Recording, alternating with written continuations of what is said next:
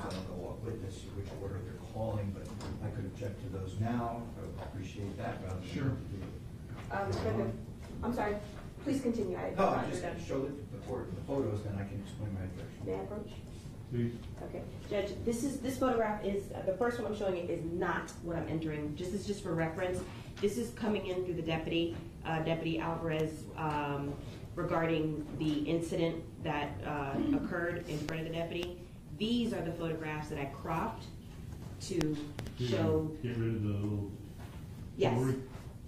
So that's the first one, full body without the, and this is to show the shoes with part of the suit. Judge, I'll renew my objection to the testimony of this deputy as I objected originally to the testimony about the incident and argue that these photographs only heighten the potential prejudice of whether or not the client was in custody at the time this occurred. I understand the court has asked the state to use only one witness and to talk only about what may have happened in the courtroom, and this photograph may assist in that fiction. However, I still make my objection for the record. All right, but as far as the two photographs that are here, you don't have any objection to the way they appear on here other than the objection to the testimony itself. Is that, yeah, no, do I have this correct? There's nothing in here that you find objectionable. Not specifically as to those photographs, right? Just to the testimony itself. Aspect of it. Understood. And then this one. May we please make that as a court exhibit as part of the record, and that one is the one I'm not showing here. All right, and that will be.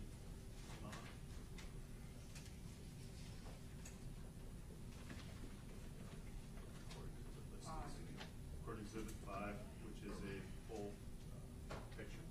Thank you. Thank you, Judge. And I will then not be contemporaneously objecting to it. Well, you're not objecting to the photographs themselves, you're objecting to the whole line of testimony. Yeah, just wanted to that objection is preserved without having to renew it at the time. Thank you. On behalf of Mr. Bori, it will also regard objections to the line at this point. And that will also be noted and preserved without having to bring it up contemporaneously again. You want to join in that? True, yes. Okay. What he said. Okay. What I said in response to what he said. Good morning, Your Honor. Alexandra Buck on behalf of the state. The other thing that I just wanted to put on the record is that our first witness will be the T-Mobile records custodian. The records for all of the phone records we received in this case that we plan on entering are on this USB. I have shown the USB and the record on it to all defense counsel. They reviewed it. Mr. Kimon brought up the fact that the part of the file that we received from T-Mobile we get records, the actual search warrant and affidavit that's sent. So we were all in agreement that we were going to delete that particular file off of each file for each defendant's phone number that we have on here. So that was deleted. Mr. Kimon watched it, and there was no objection. Is that correct, counsel? Yes, sir. Yes, Your Honor. Yes, Your Honor. Okay. So, we're ready to get underway. Judge, just with regards to the phone records, we just filed a motion to suppress. Phone records were included in that. I'm not re-raising that issue, that objection at this time. All right. Court's ruling on that will stand. Your objection and motion are preserved. If there's nothing further, we will bring them out.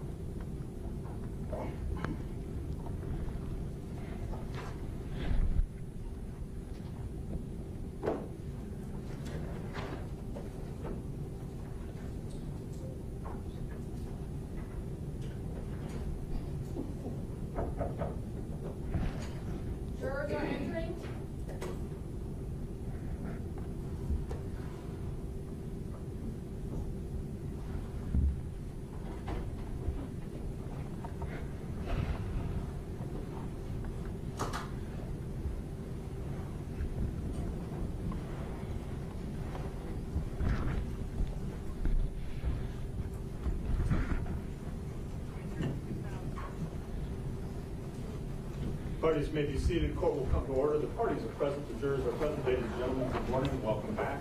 You all had a nice weekend. All right. I trust you're all able to follow the court's directions. Very good. Thank you. All right. State, call your next witness. The state calls Ricardo Leal.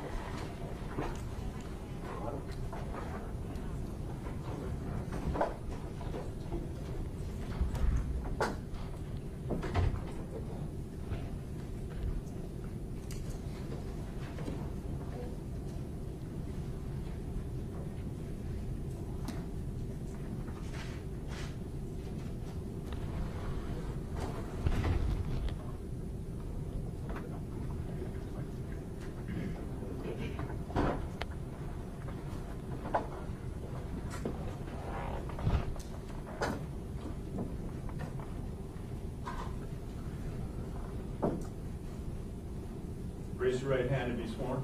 Do you solemnly swear to tell the truth, the whole truth, and nothing but the truth? Yes, I will. Thank you. You may be seated. Thank you, ma'am. Please state your full name, spelling your first and last name for the record. Yes, ma'am. My name is Ricardo Leal, R-I-C-A-R-D-O, and the last name spelled L-E-A-L. You may inquire. Thank you, Your Honor. Good morning, Mr. Leal. How are you? Good morning, ma'am. I'm doing great. Can you please introduce yourself to the jury and let them know who you are and who you work for? Sure. My name is Ricardo. I work for T-Mobile Corporation. I serve as a custodian of records for T-Mobile and seeking to do so. That's my job. My job function is testifier. Okay. And how long have you worked for T-Mobile specifically? So for T-Mobile, I started with T-Mobile on April 1st of 2020.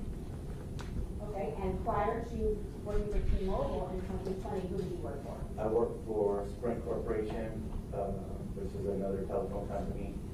I started with Sprint back in October of 2002.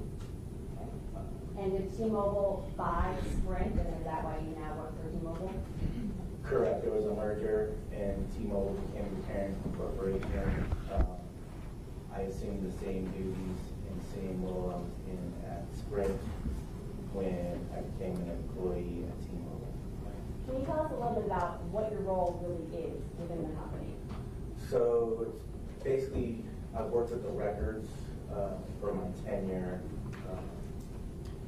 in both companies. And so it's the actual phone records, network information, subscriber information, call detail records, those types of things. And that's pretty much it. The foundation of work when I started, I would review a legal demand and then send out the information that is being asked for through the legal process. And you say legal demand, is that basically a search warrant? Could be any of the above, but yes, ma'am. Subpoena, search warrant for asking for legal information, which is typically phone records.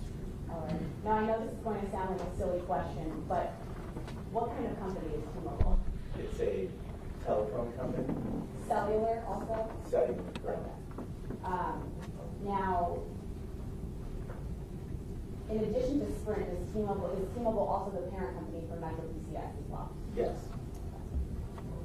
Now, you indicated a little bit about the records you review when you receive legal process. Does T-Mobile, I guess, collect certain types of data when the cellular devices are being utilized by a customer?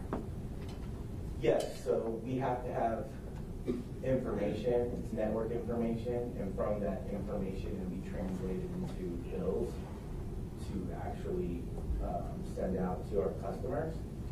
And so we have to keep this information for an amount of time. It's for billing process, but also we keep it for network optimization, so that like engineers can identify what's going on the network, that type of stuff. All right, now can you explain to the ladies and gentlemen of the jury what call detail records are? So call detail records would have the information for the telephone numbers that were interacting with the account holder. So text numbers that were texted and were called. It would show information if a call went to voicemail. It would have pertinent information for the actual handset that is utilized with that telephone number that corresponds with the account information for that specific line. And then there would be other information like included with call detail records with cell site information. There would be actual tower information with an address, latitude and longitude, those types of things that would actually show what transpired when that call took place, or any call that took place for a given time period. Can you also explain to the ladies and gentlemen here what a cell site is?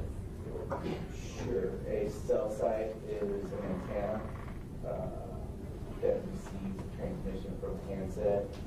Phones operate with a radio frequency.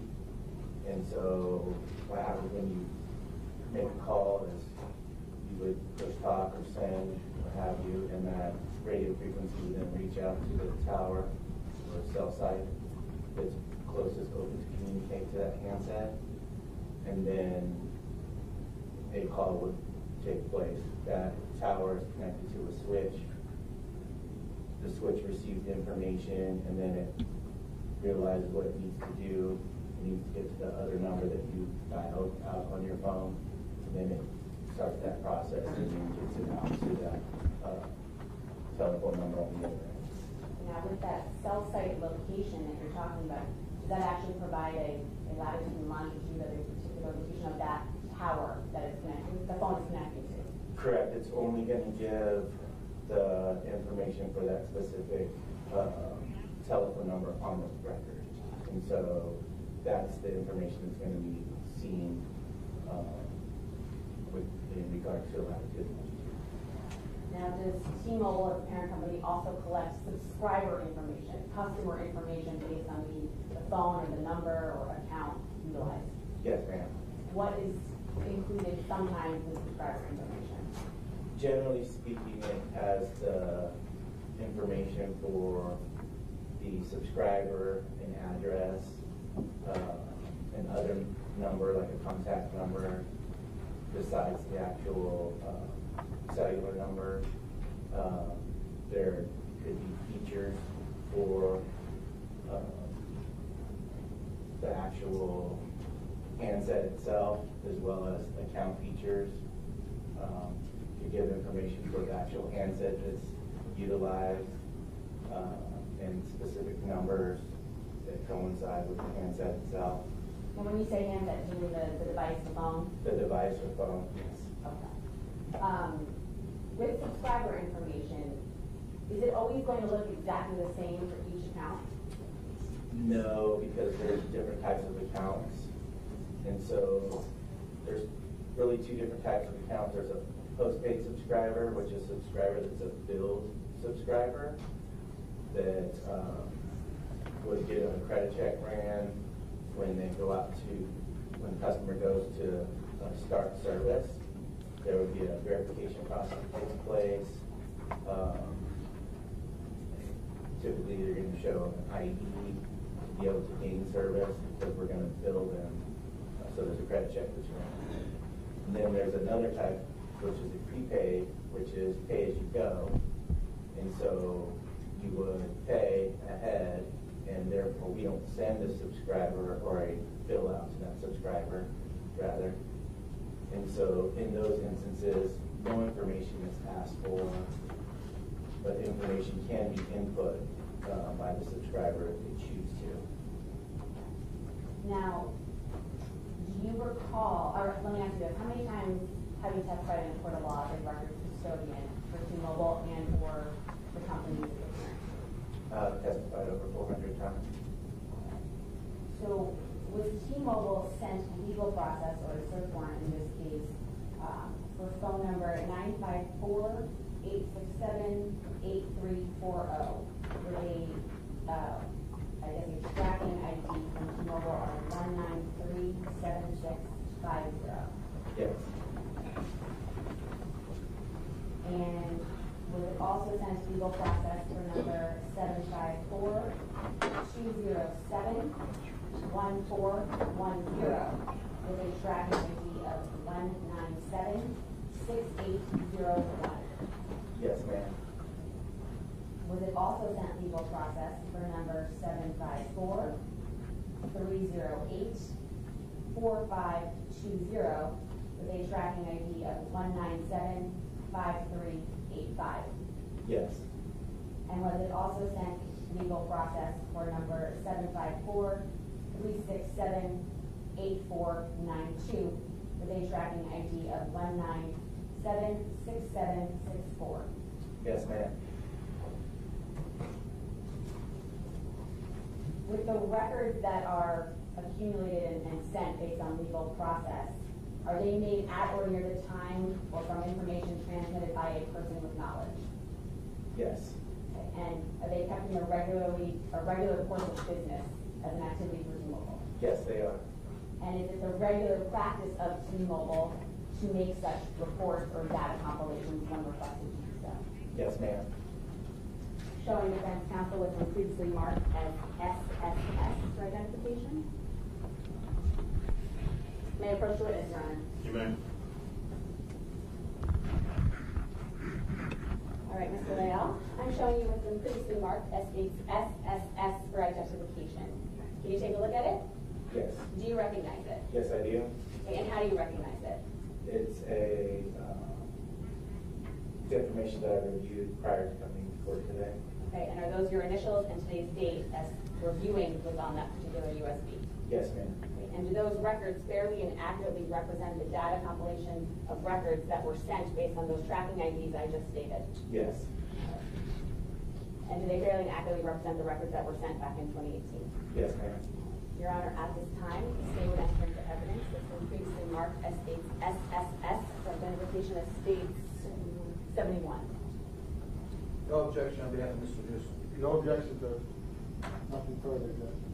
Without further objection, what was previously marked states triple S for identification shall be received in evidence as states 71. You may publish. Thank you, Your Honor.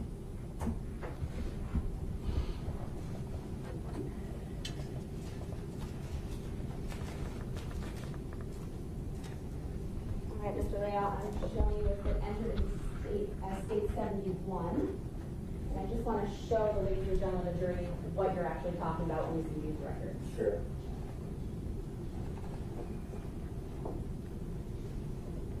So can you explain what we're looking at here? So this is the response. The first page for the call detail record was outside information. Shows who the information got sent to up on top. And then it identifies the launch information and when the information was dated, along with the telephone number, which is in the second line here. That's the information that goes back to 954-867-8340. And then also identifies that the information is kept in universal coordinated time, which is much like Greenwich Mean Time. You have to do conversion to get it back to Eastern Time. For this time period, it would be -4 hours. You would have to subtract from the timestamp to get it to actual Eastern Time. You just go ahead and dig that information out now. It's on here. Sure. And then by the columns, if you start on the left-hand side, basically goes through with the information for the calls that took place for that given time period. And it gives you introspect to what's actually transpiring on the network. So this is pre-build information.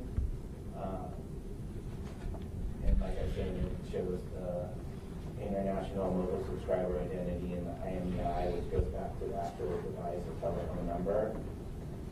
It also has a completion code, their service codes for what actually transpire, the switch name, the first site ID, the information that actually goes back to the latitude and longitude, along with an azimuth, which would give orientation to where the handset would be utilized. Okay, now, zoom into it. The completion code, where it says completed successfully. or abnormal completion? What's the difference there? So a completed call would mean that it was completed. If it's abnormal completion, it was an incomplete call, so it didn't go through. But it still shows that it was an attempt or it was on the network.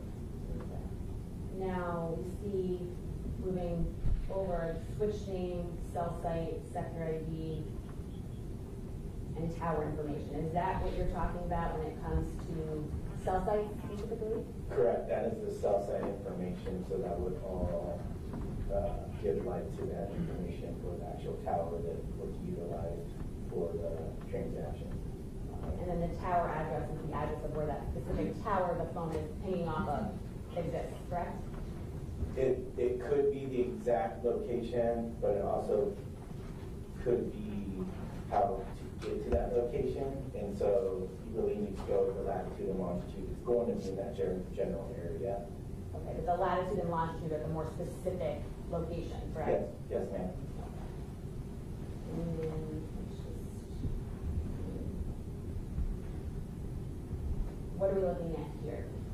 So this is subscriber information for the number ending in 4520. It also has who the information was sent to. So here I see there's no subscriber name or address. What does that tell you? So that's prepaid. It was with Simple Wireless, which is the prepaid component. Like I said earlier, with prepaid there are no requirements because we're getting paid up front. And so no information is asked for.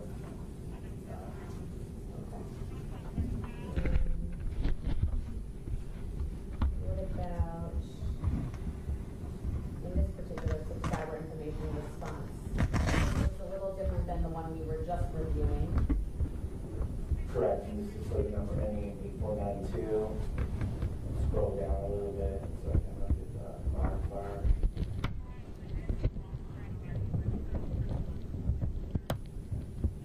And then if you can look at second tab, there's two tabs on this one.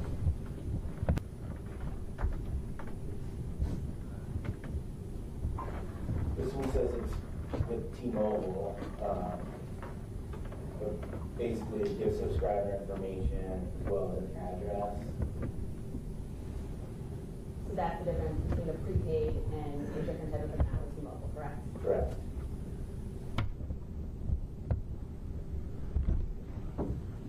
Yeah, okay, one moment.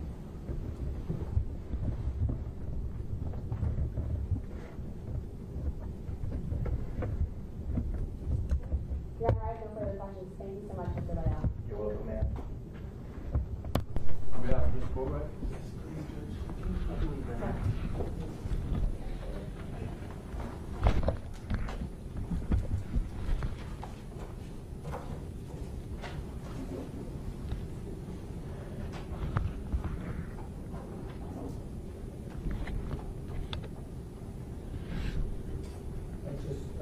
Good morning, sir. Good morning, sir. I just wanted to make sure the jury understands the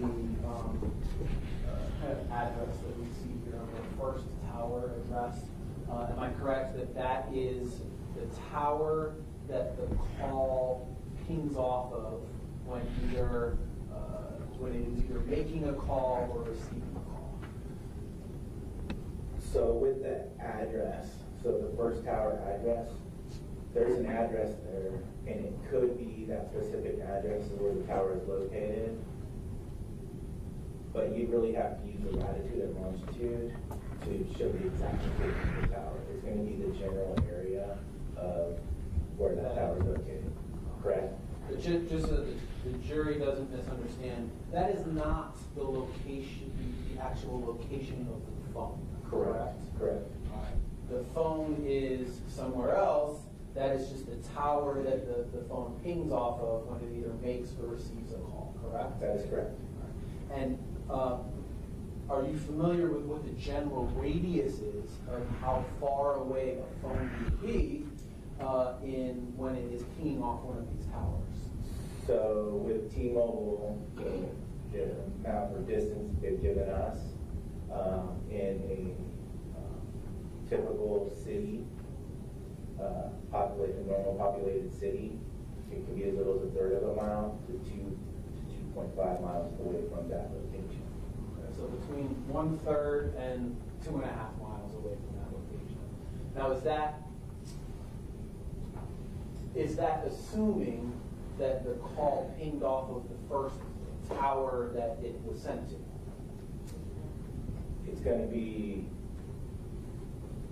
correct. It's going to be what shows up on the record. And so all we can tell as custodian is this is what transpired. Like, we don't know what didn't happen. Right. We only know what happened. So in other words, sometimes, am I correct? Sometimes someone makes a call, it goes to a tower, that tower is busy and doesn't, the call doesn't end up utilizing that tower, it goes to a second tower. Am I correct in that? It could happen, yes. That's it. Nothing further. Thank you. Just briefly, do you have any idea how often that does happen, that it gets sent to another tower? Very small amount of time, isn't it? I would think so, yes. I mean, I could see it if Jacksonville won Super Bowl near Jacksonville, you know what I mean? Or the Miami Heat won, you know, those certain times like that, if there was a catastrophe. Not under normal circumstances. Not under normal circumstances. Thank you, sir. No questions, sir. Thank you. You'll be right on. Thank you. Thank you. You are excused. Thank you, Your Honor.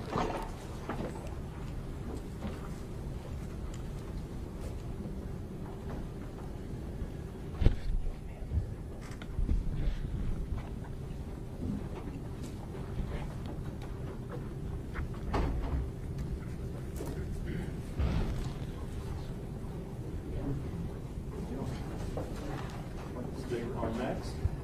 State calls Deputy David Alvarez.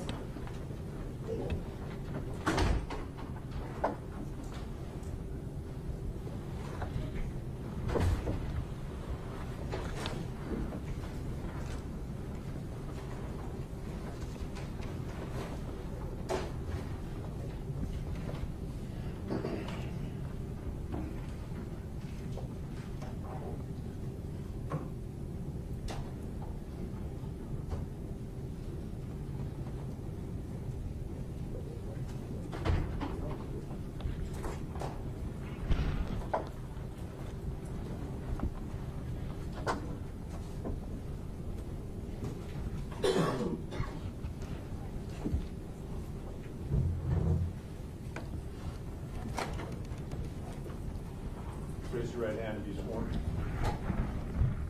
Do you solemnly swear to tell the truth, the whole truth, and nothing but the truth? Yes, I do. Thank you. Please state your full name, spelling your first and last name for the record. David Alvarez, that's Delta Alpha Victor India Delta Alvarez Alpha Lima Victor Alpha Romeo Echo. May inquire. Good morning, Deputy Alvarez. Could you please introduce yourself to the jury and tell us where you work? Good morning. I'm Deputy Alvarez. I work for the Department of Detention here at Broward County Sheriff's Office. How long have you worked for BSO? I'm going into my 25th year. No prior law enforcement experience, I take it? No. All right. Now, I'm going to direct your attention to the current case that we are in trial here for today. Now, part of your duties is to transport people who are going to testify that are in custody, like, for example, Robert Allen, correct? Correct. And there was an incident that occurred while you were transporting and escorting Robert Allen to court? That is correct. Okay. During the time, and it was for this trial, this current trial before this jury? Yes, ma'am. Okay. One of the times that you were transporting Robert Allen to testify for court, there was an incident that occurred while you were escorting him, correct? That is correct.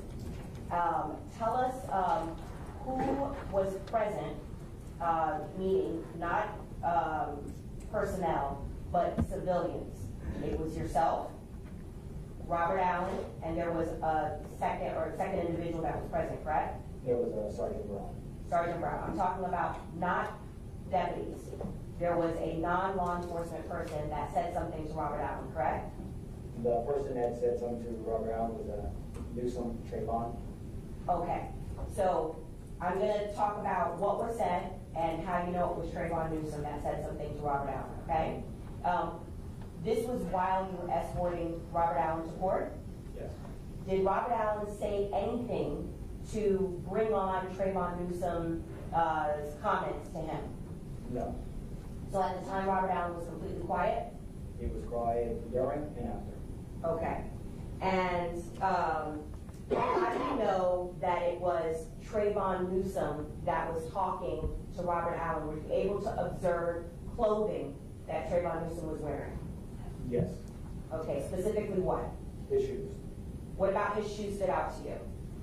They were a tan, brownish color. Okay.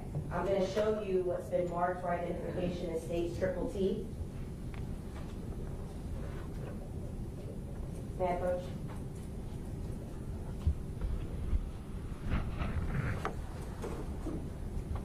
Do you recognize states triple T?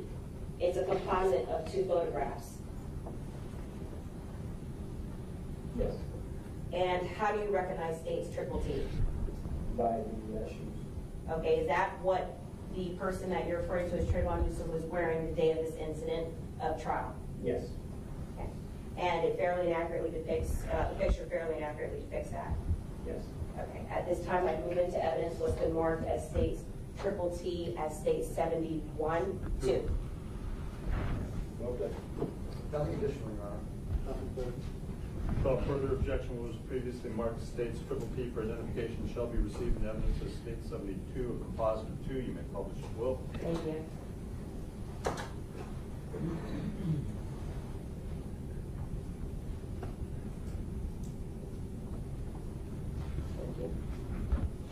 Okay, I'm going to show you what's been entered into evidence as states 72, which is 1 of 2 of 72. So do you see the person that is in that photograph here today in court? Yes, ma'am. Can you please point him out by an article of clothing and where he's seated? Judge, I'll stipulate the identification. Can you please point him out and show where he's seated in court? Thank you. Gentleman in the gray shirt, bluish color shirt, it's a gray suit, bluish color shirt, with a light colored tie. Okay. In the middle of all the defendants. Your Honor, please let the record reflect an in-court identification of Trayvon Newsom, co-defendant Trayvon Newsom in this case. So noted. Okay, so, and this is what he was wearing the day in trial when this incident occurred, correct? I recognize the shoes. Okay, and so I'm showing you 2 of 2. This is zooming in on, is this the footwear that you're referring to that Mr. Newsom was wearing the day of this incident? Yes. Okay, and so that's just a zoomed in photograph of his shoes. Now, what was it that Trayvon Newsom said to the testifying witness, Robert Allen, that day? He began to yell, there he is, working the popo, the police. He also said, working with the white man now. When you say yell, you mean literally at a decibel that's higher than what we're talking now? Yes, loud enough for anyone to hear. Okay. How close was Robert Allen to you when this incident occurred? Within. And were there any explicitives that Trayvon Newsom said to this testifying witness? Yes, there were other obscenities. The word bitch came out. It was something bitch or bitch something. But I just said obscenities because I didn't want to ad-lib. I know bitch was used, but as I was escorting him here to court, I didn't pay attention too much in the court what was being said, but what stood out and what I'm testifying to, that he did call him the popo, said he's working for the police, and he's working for the white man now. Okay, and what, if anything, did Robert Allen say as a result of that? He didn't say anything. No further questions. Good morning, Deputy. One question for you, sir. Have you ever been accused of something you didn't do by someone you thought was your friend? Objection, Judge. improper question. I have nothing further. Sustained. No questions? No questions? Thank you, you're excused. Thank you.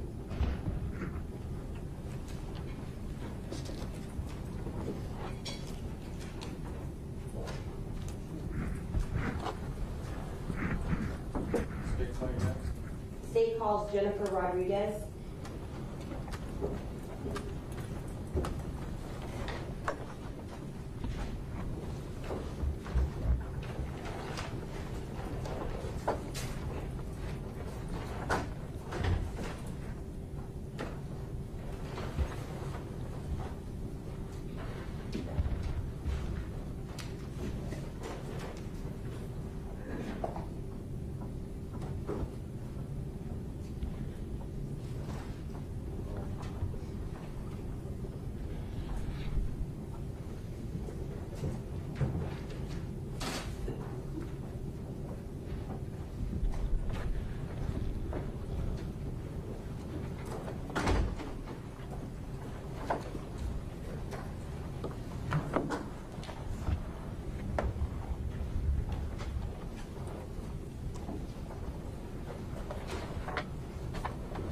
Raise your right hand, be sworn.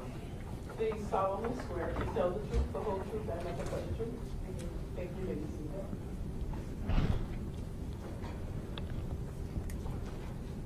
Please state your full name, spell your first and last name for the record. First name is Jennifer, last name is Rodriguez, R-O-D-R-I-G-E-Z. You may inquire. Thank you. Good morning, Ms. Rodriguez. If you could speak nice and loud into the microphone that's right ahead of your binder there. Please introduce yourself to the jury and tell us where you work. My name is Jennifer. I'm a criminalist 3 for the Broward Sheriff's Office Crime Lab. What does a criminalist 3 do for the crime lab? I analyze, compare, and evaluate latent prints with known prints, report my findings, and when needed, testify in court. Okay, so there's some terminology I know that you're going to use this morning that we've never heard of before. What is a latent print? A latent print is an unintentional recording of the friction-rich skin, which is the skin that's located underneath your palms, your fingers, your feet, and your toes. But it's not visible to the naked eye. You need some sort of processing for it to be visible. Okay, so for example, as I'm standing here and I'm touching this podium and then I move, would that be an unintentional recording of my prints if you were able to lift, not you, but if the sheriff's office was able to lift prints off of that? That's what you mean by a latent? It's an unintentional recording. Okay, and what is a standard print? A standard print is an intentional recording of the friction-rich skin.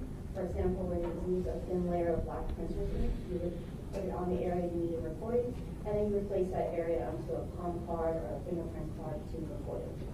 Okay, so now you knowing that who my identity, if you took my prints and then you rolled them, that would be an example of a known standard print? Yes. How long have you worked for BSO? Over 13 years. Any prior law enforcement experience? Nice and loud. No. What degrees do you hold? I have an Associate's of Liberal Arts from the Broward Community College. From there, I transferred to Florida Atlantic University, where I have a bachelor's in criminal justice. I then transferred to Broward College, where I got an Associate's in Science in Crime Scene. I also completed the Crime Scene program there at the Broward College. With that, I also did less than a year internship with the Coral Springs Police Department with the Crime Scene unit, where I was working with the latent print examiner. And once I got hired with the Broward Sheriff's Office, I did approximately 18 months of in-house and outside training before I was allowed to be signed off on my own cases. Now, you hold a certification in your field? Yes, I am certified. What is the name of the organization that you hold a certification with? I'm certified through the IAI, which is the International Association of Arms. When did you become certified? I got certified in 2016, and then I will be certified in 2021. So the certification is for 5 years? Yes. And so you're in the middle of that 5-year recertification, correct? Yes. What are the steps generally that you have to go through when you receive latent prints from the crime scene investigators for analysis?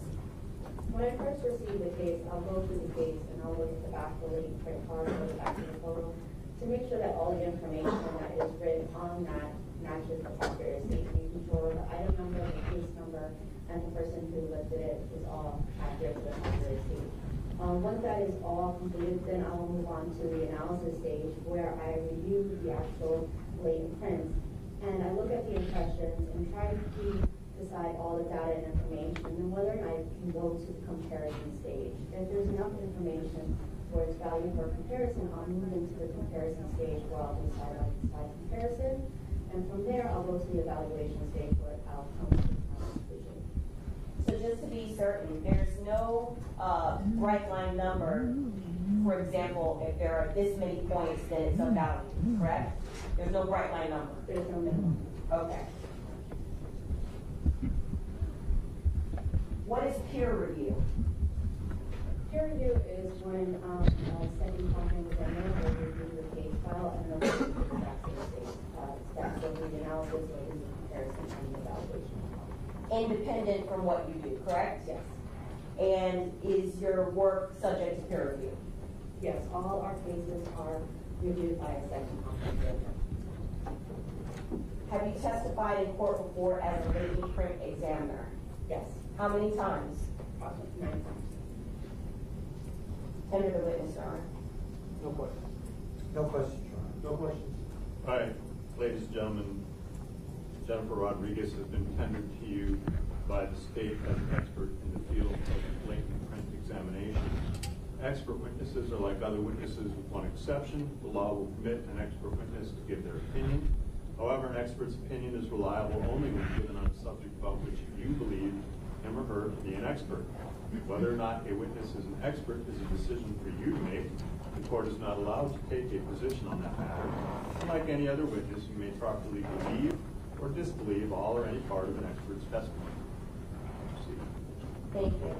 Okay, so there was some terminology that you used when you were discussing the steps that you take to analyze a latent print.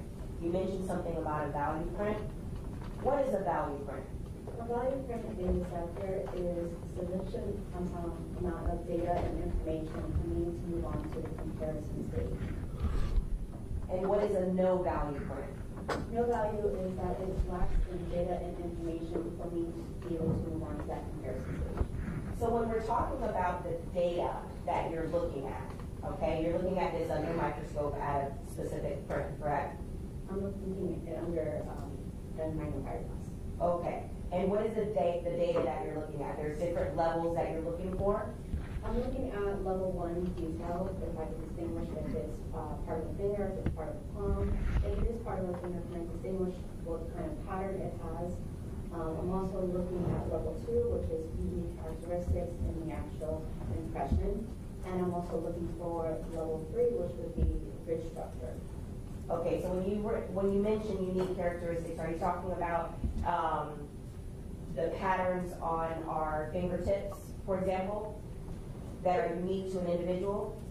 The unique characteristics that I'm looking for is things such as bifurcations, where a ridge may split, an ending ridge where the ridge comes to an end. It could be islands. It's those unique characteristics that I'm looking at. Do any two people have the same unique characteristics? There are no two people who have the same. In this world. Okay, so when we're talking about unique characteristics, myself, my unique characteristics will be specific to me only, correct? Yes. Okay, and are some unique characteristics, for example, if I cut my hand and there's scarring, something like that, in addition to whatever the patterns are on my fingertips, correct? Scars can be unique as well. Now, when you're looking at these different levels, is this what you're referring to when you say you are looking for sufficient agreement? Or are you looking for that to move on to analysis, for further analysis? That is what the information of level 1, level 2, and level 3 is what I'm looking for in the analysis part. Okay. Now, I'm going to show you what's been marked for identification as, we'll do this separately.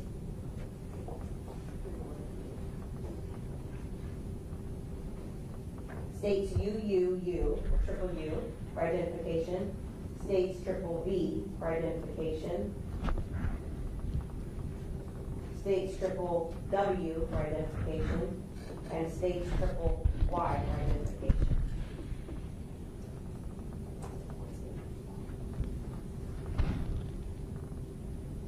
And while we're looking at, while the defense is reviewing the exhibits, what I'm showing you for identification, you actually rolled the prints for the standards that I'm about to show you, correct? Correct. Okay, so I'll show you them and see if you can recognize them.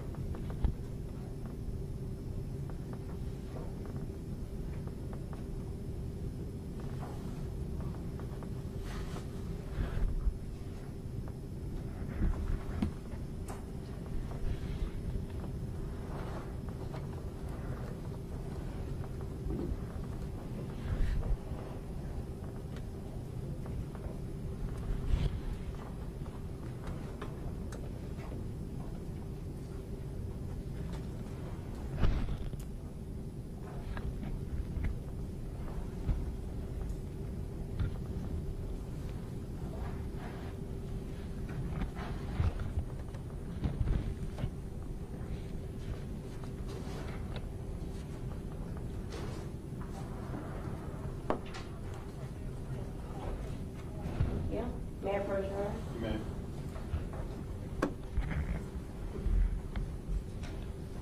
I'm showing you first what's been marked for identification as states triple U. It's a composite of 4 items. No, excuse me, 1, 2, 3, 4, 5 fingerprint items. Can you take a look at states triple U?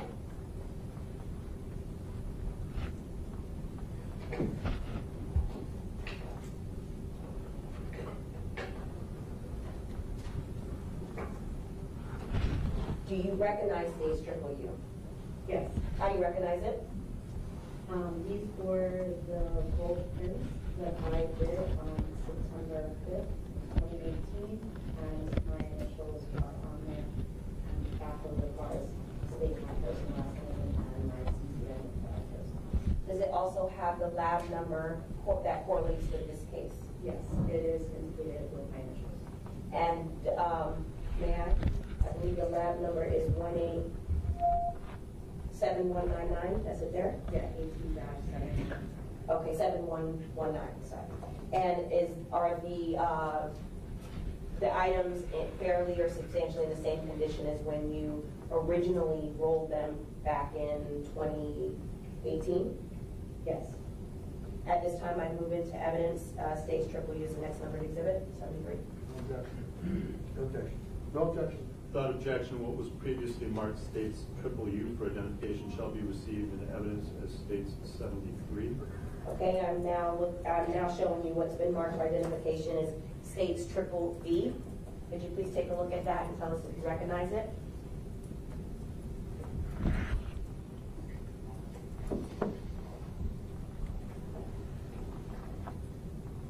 Yes.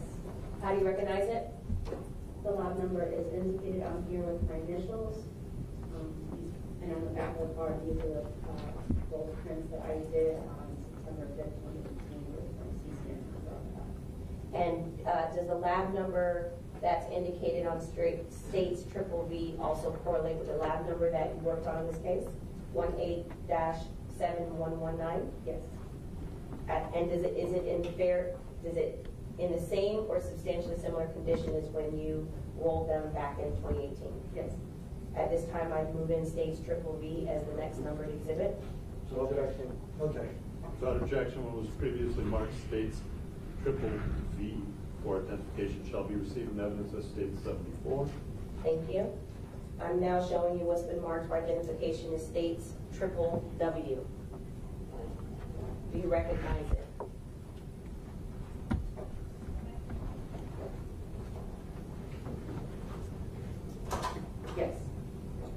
how do you recognize state's triple W? The lot number is indicated on it with my initials, and on the back of the card, it has my first and last name, the date that it was done with licensing. The lab number correlates with the lab number that you worked on in this case, 18-7119? Yes. And is it in the same or substantially similar condition as when you rolled them back in 2018? Yes. At this time, I move into evidence what's been marked for identification as state's triple W as the next numbered exhibit. Objection. No objection. Without objection, what was previously marked states triple W for identification shall be received in evidence of states as I'm now showing you what's been marked for identification as state's triple Y. If you could please take a look at that and tell us if you recognize it.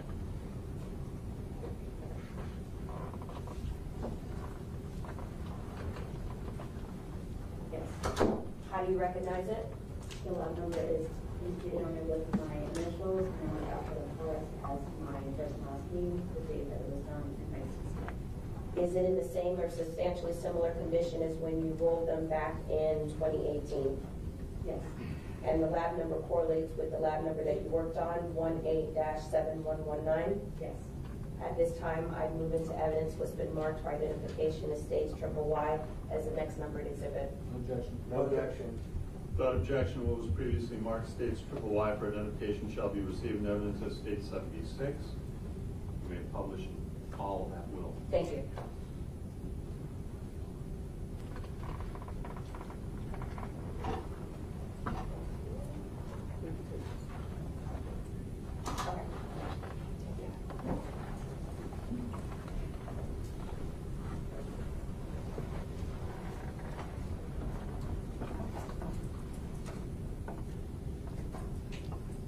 Okay, what's been entered into evidence as states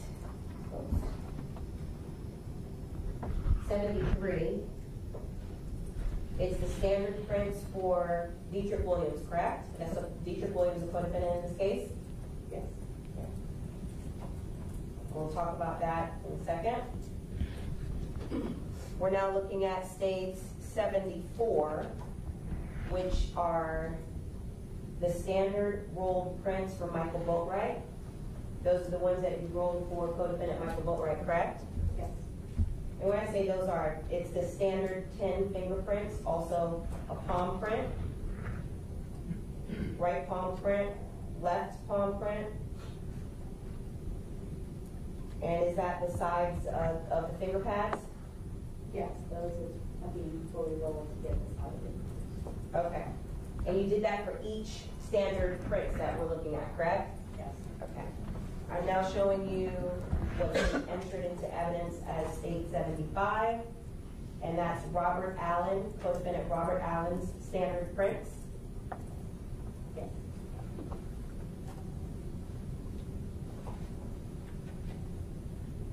Right, left palm print, and then the sides of the finger pads.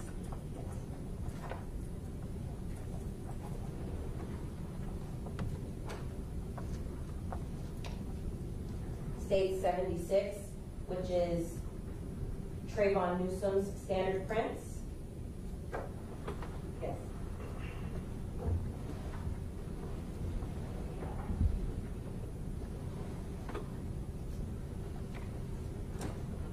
Okay.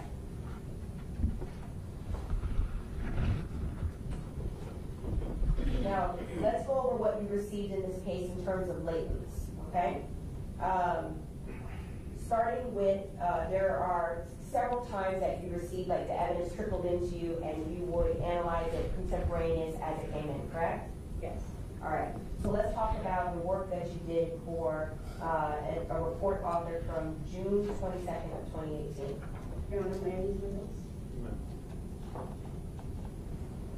First, let's detail, there were 3 items that you received as latent prints, unknown prints, correct? Yes. And so as we go through each one, I just want this to be clear. Each time you're analyzing evidence, the latent is the unknown, correct? Yes. And then you're going to analyze it and see if you can compare it to the known, which are the standards that we're taking, correct? Yes. Now, if there's a comparison that you can make from the known to the unknown, what are the three things that you're looking for? You can possibly eliminate the known as the person that left the latent, correct? Exclusion. Exclusion, which would be an elimination. What is the second thing that might be an option? Identification. Okay, which means, in our layman's terms, that means that the prints match. I know that's not what you use, but there's an identification, correct? Yes. Okay, and what's the third option? That would be inconclusive. Inconclusive. Now, inconclusive, that third category, that means that there's insufficient data or insufficient information for you to make an elimination or an identification? It's inconclusive to make an identification or exclusion. There's subcategories with that. Okay. And so remember that example that I gave when I'm touching the podium? You remember that a little earlier? If prints are inconclusive, for example, for me, does that mean that I didn't touch the podium? No, it means that the information there is inconclusive. That maybe there was sufficient information, maybe, for example, if I'm a sweater, meaning I like to sweat or my finger pads sweat, could that be a reason why there's insufficient prints left in order for you to make an identification? It could be. It could be like the latent being insufficient. It could be that the known standards that are received may be missing an area that I need to do the comparison. Okay. There's other subcategories for that. Let me ask you. So it could be that I just naturally sweat and I didn't leave enough detail in order for it to be lifted, correct? I'm asking you about different options. Is that one of the options? Rephrase, please. Are there options, for example, that a person could be the way that the person left the print? There is an option where if we did the comparison and it was then determined that the latent print could have been is insufficient, there is an inconclusive, insufficient rich detail to exclude or identify. Okay, how about if somebody wipes off their prints in order to evade detection? Would that be a reason why there's insufficient or inconclusive data? It would have to look at the analysis to look at all the data. If it wasn't enough to get to the comparison, it would be considered no value. Okay. How about if someone is wearing, or excuse me, if someone has the surface of the item may be different and not as conducive to lift the print? Would that be a reason maybe why there's insufficient data? Objection needed. Overruled again. Well, witness has been tendered as an expert, so these are elimination hypotheticals. Thank you. You may proceed. It could be. Okay. Now, you received latents in this case, starting with that you analyzed and reported on for June 22nd of 2018, correct? Yes. There were 3 items that you received as unknown latents. Let's go over what those were. What were the first one? I received LAT1. Okay, and LAT1, I believe, has already been referenced by Detective Williams as the latent print lifted from the exterior door of the passenger door of the victim's BMW, just below the mirror. Do your notes indicate where these prints were collected from? My notes don't indicate, the report doesn't indicate where they were lifted from. I do have copies of the latent cards where I can be able to look to see where they came from. Okay, so you have all that information at your disposal when you're analyzing? Yes. Okay. And what was the second latent that you received? LAT2. That was the latent print lifted from the driver's door of the victim's BMW, just left of the handle. And what was the third latent? What was the third latent print that you received? LAT3. That was the latent print lifted from the exterior of the victim's passenger door, just below the door handle. So all 3 of these were from the victim's BMW, correct? LAT1, 2, and 3. LAT1, LAT2, and LAT3. On the back of the cards, it has where it's marks on the car where it was taken from. Okay. Now, with those three latent prints, the standards that you compared them to were, and I'll go over them, and actually, Judge, if we could just take a quick sidebar regarding, okay.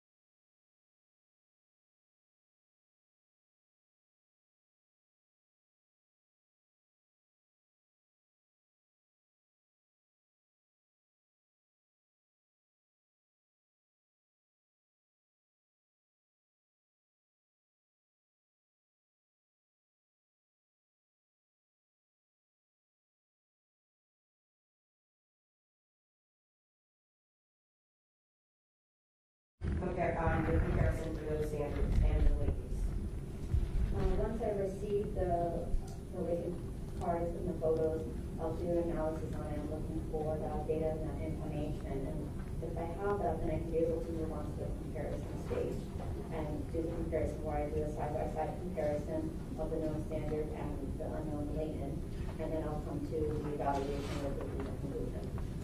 And work that you did with respect to this analysis was a subject to peer review, as you discussed earlier. Yes. What were your findings that you reported on for June 22nd of 2018 with respect to these two latents? Starting with latent number 1, or LAT 1. LAT1 was no value. Okay. And that was, you indicated to us what no value means, so you weren't able to move on to analyze it for comparison or identification or anything, correct? I was not able to move on to the comparison. Okay. How about LAT2 and 3? Was there sufficient agreement as to that for identification? LAT2 and LAT3 were determined to be of value. They were determined to be of value. And did you, were you able to make an identification as to LAT2 and 3? Yes. LAT2 was identified to the left palm of Leonard Kerr, and LAT3 was identified to the right index of Leonard Kerr. Okay, so LAT 1, 2, and 3 are from the victim's BMW, and they were identified as belonging to, or we, in layman's terms, they match to Leonard Kerr, the passenger in the car. LAT2 and LAT3. Okay, so let's move forward to some additional latents that you received and you reported on for November 5th, 2018.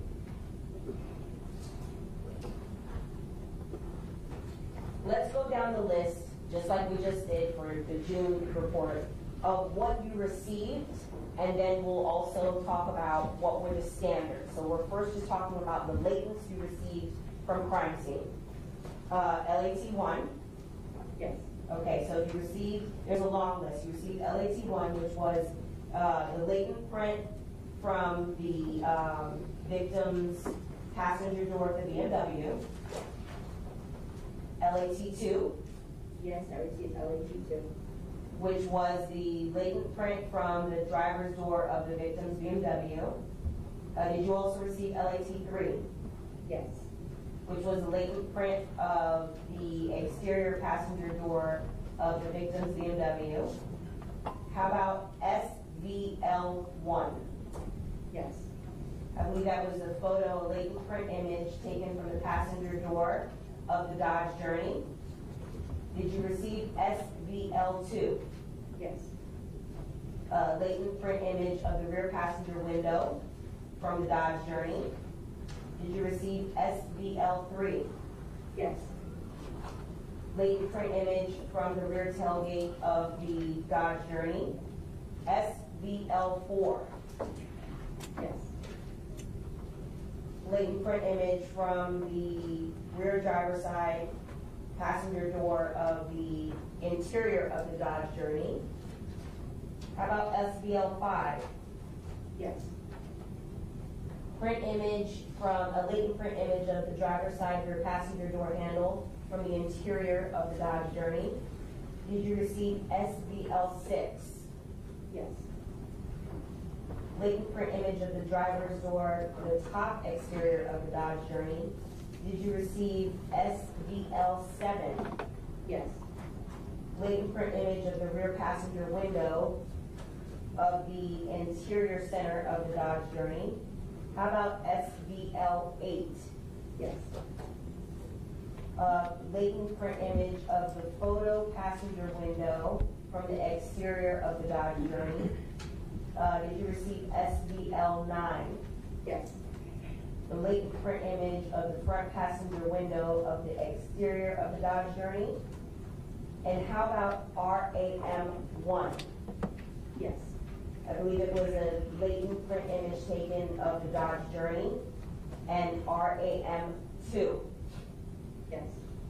Latent print image taken of the Dodge Journey. And WCP1? Yes. A latent print lift. Okay.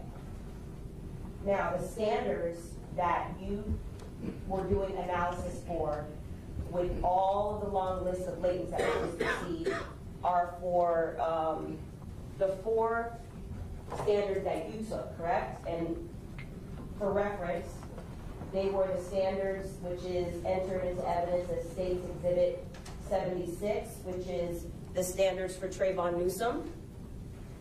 That was one of the standards that you were comparing, correct? Yes. The standard for Robert Allen, which is State 75. You were making comparisons as to that, correct? Yes. The standard for Michael Boatwright, which is State 74. Yes. And the standard for Dietrich Williams, which is State 73. Yes. Again, similar to what you were just testifying about, are you trying to see if there's a comparison that can be made from the unknowns, the latents, to the knowns? Yes.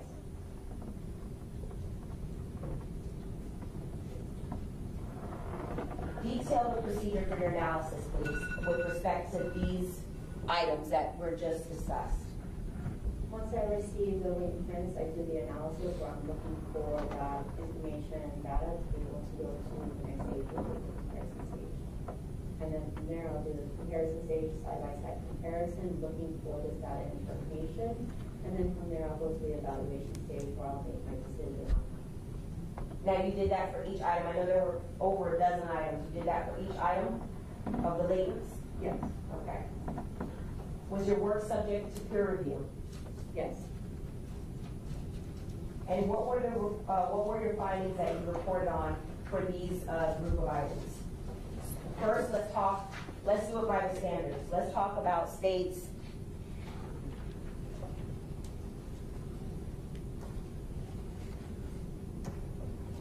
States Exhibit 75. What were your findings as to Robert Allen for States Exhibit 75? On the report dated November 5th, 2018, Robert Allen was excluded from SBL 9, and it was inconclusive for SBL 4, and it was indiscernible orientation.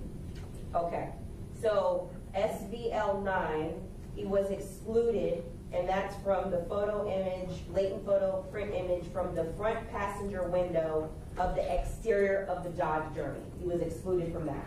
He was excluded from SBL 9. Okay, and then inconclusive as to SBL 4. Let's talk about that. What does that mean? Inconclusive means I was unable to come to a conclusion of identification or exclusion, because it was indiscernible orientation, meaning that I did not know the correct orientation of the impression, and because of that I was not able to exclude or identify. Now, excuse me, some of these words are words that some of us have never heard before. So when you're saying the correct orientation of the image, do you mean simply you don't know what it was? It could have been a hand, a foot, or a finger? I'm not sure what it is, and I don't know the orientation of how it is. If it goes this way of being upright, or if I need to turn it, I don't know which way it goes. Okay, and so when something like that happens and you can't identify what part of the body or which way it's supposed to go up, it's inconclusive and you can't make a determination, correct? Now, I know you weren't on scene, but does that mean that Robert Allen did not touch that particular item? That's not what you're saying by saying it's inconclusive, correct? I'm just stating that I cannot make an identification. Okay, so is it possible, not because of your identification, but it's possible the person still could have touched it, you just can't make an identification? She's an expert, I'm considering her as an expert, right? Is it possible? It's possible. Okay. Looking at now states 73, which is Dietrich Williams standards. Did you report on Dietrich Williams standards after you did your analysis? Yes. And what were your conclusions as to Dietrich Williams standards? Dietrich Williams was excluded from SBL 9 and inconclusive for SBL 4 with indiscernible orientation. Okay, so same thing with respect to Robert Allen. I believe SBL 9 was the latent print image taken from the front passenger window from the exterior of the Dodge Journey. And so you're saying that Dietrich Williams was excluded as having left that latent, correct? Yes. Would a reasonable explanation as to why he was excluded, because he was the driver? You're allowed to answer this question. Is a reasonable reason why he's excluded as leaving a fingerprint on the passenger side of the Dodge Journey is because he was the driver of the Dodge Journey? Is that reasonable or a possibility? Well, I'm excluding it that it does not belong to him. It doesn't belong to him because it's possible that he wasn't on that side because he was driving. Sustained.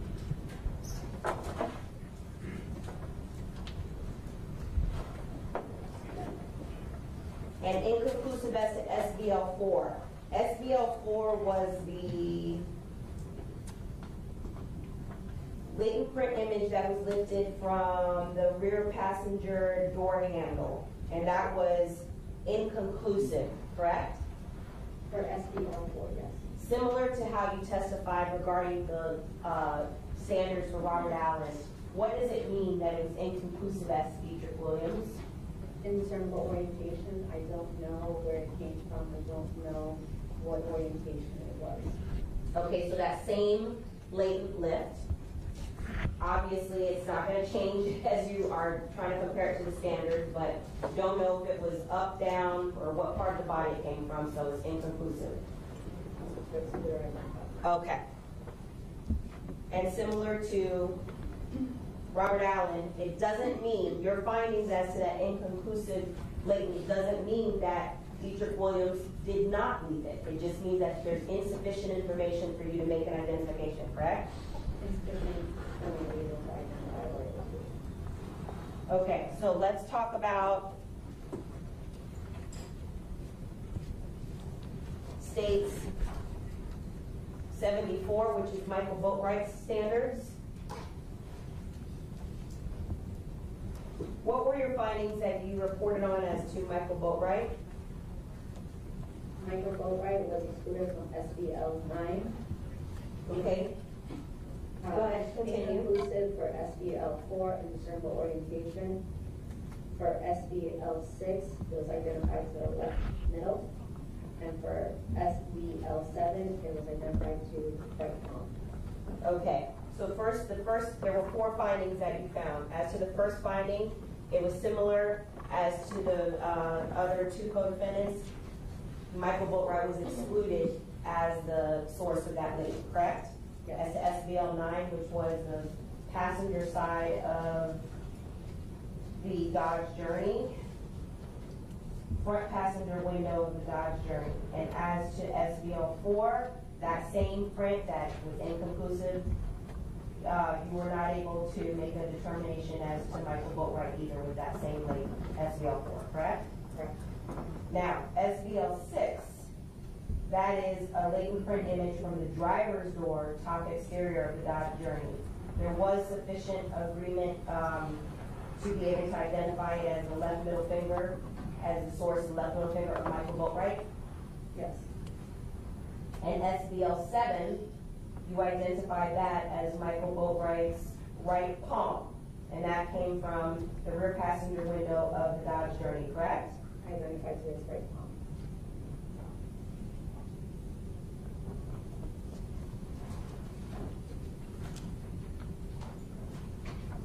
Let's talk about States 76, Trayvon Newsom's standard prints. Were you able to make any conclusions as to Trayvon Newsom? Trayvon Newsom excluded from SVL9, inconclusive, SVL4, indiscernible orientation, and for RAM1, it was identified to the left palm. RAM1 was identified, so there was sufficient agreement as to RAM1, which was the photo image taken from the Dodge Journey, correct? Yes. Now, with fingerprints, there isn't anything that you can look at with respect to the latents or the standards to be able to determine when they were left, when the latents were left, correct? No, I cannot determine when they were left. You don't know how long they've been there? No, I do not know how long they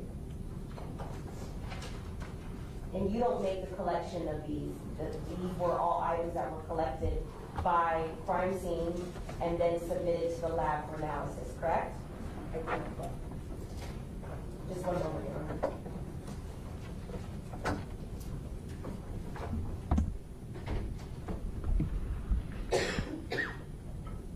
No further questions. On behalf of Mr. Boatwright. Mr. Kamari, will you get any of these? I don't think so.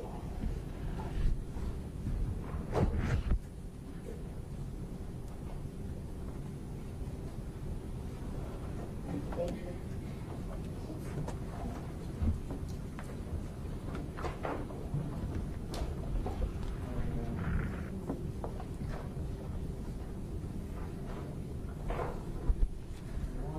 Start showing you what has been previously introduced into evidence as defense 5. And this is SVL9. Can you tell me, Jerry, please, what the card for SVL, well, actually, right there. SVL9 was front passenger window, lower right exterior, correct? Front passenger window, lower right exterior. And this is from the Dodge Journey, correct? Suspect vehicle maybe in your notes?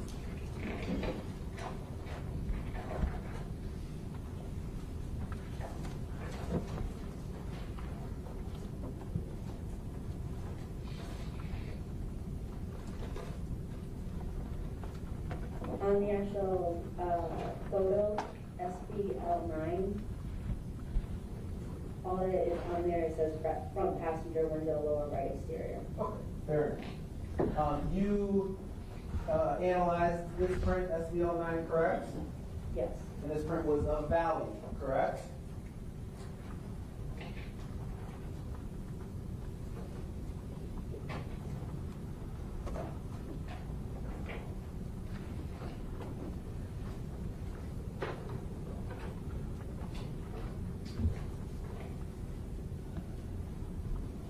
SBL9 was a value, yes. And you compared SBL9 to the known prints of Mr. Michael Boatwright, correct? Yes. And you excluded Michael Boatwright as the contributor of that print, correct? Yes. You compared SBL9 to the known print of Trayvon Newsom, correct? Yes. And you excluded Trayvon Newsom as being the contributor of that print, correct? Yes. You compared SBL9 to the known print of Diedrich Williams, correct? Yes. And you excluded Diedrich Williams as being the contributor of that print, correct? Yes. And you also compared SBL9 to the known print of Robert Allen, being the contributor of that print, correct? Yes.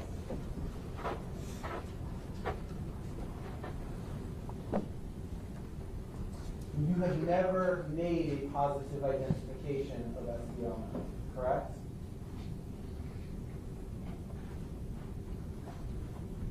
No.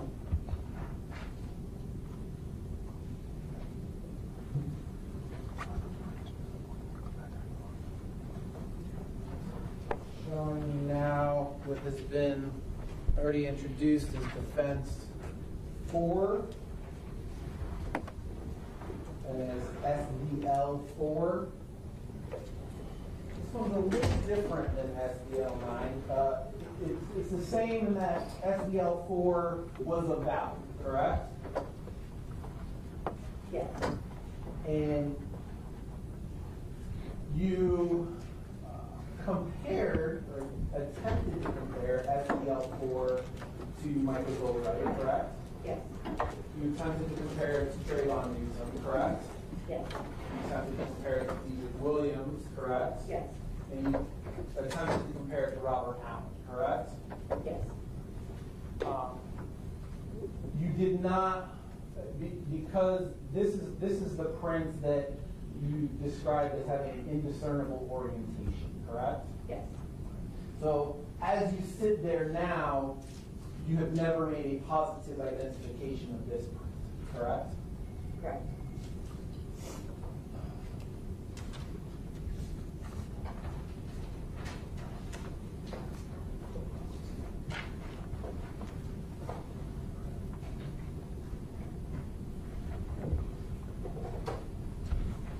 The prosecutor asked you about LAT 1, 2, and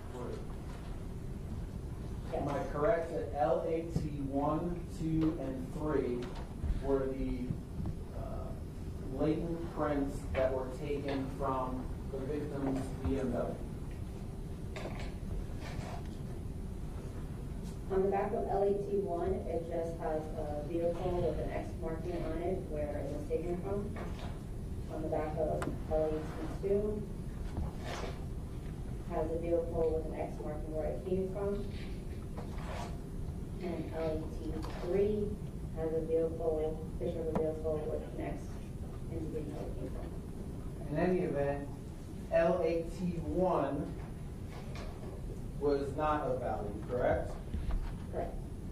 And neither LAT2 or LAT3 were identified as having belonged to any of the defendants in this case. Not Michael Boatwright, not Trayvon Newsom, not Robert Allen, not Diedrich Williams, correct? You never received any, there were no latent prints that from the BMW, from the victim's vehicle, that you identified as having come from any of the defendants in this case, correct? I don't know which latent came from the BMW. It's what's stated on the car. It's stated on the back of the car as well. Fair enough. Robert Allen, Trayvon Newsom, Diedrich Williams, and Michael Boatwright. Those weren't the only 4 known prints you were given for analysis in this case, correct? They were not the only ones. Okay. You were given Jose Onfroy's known prints, correct? Correct. You were given Tanisha Clark's known prints, correct? Yes. And you were given the known prints of someone named Ronald Bori, correct? Yes.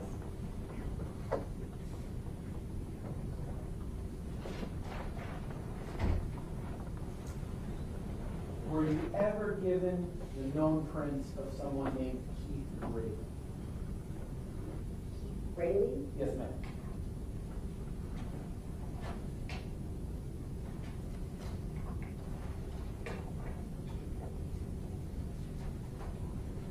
No.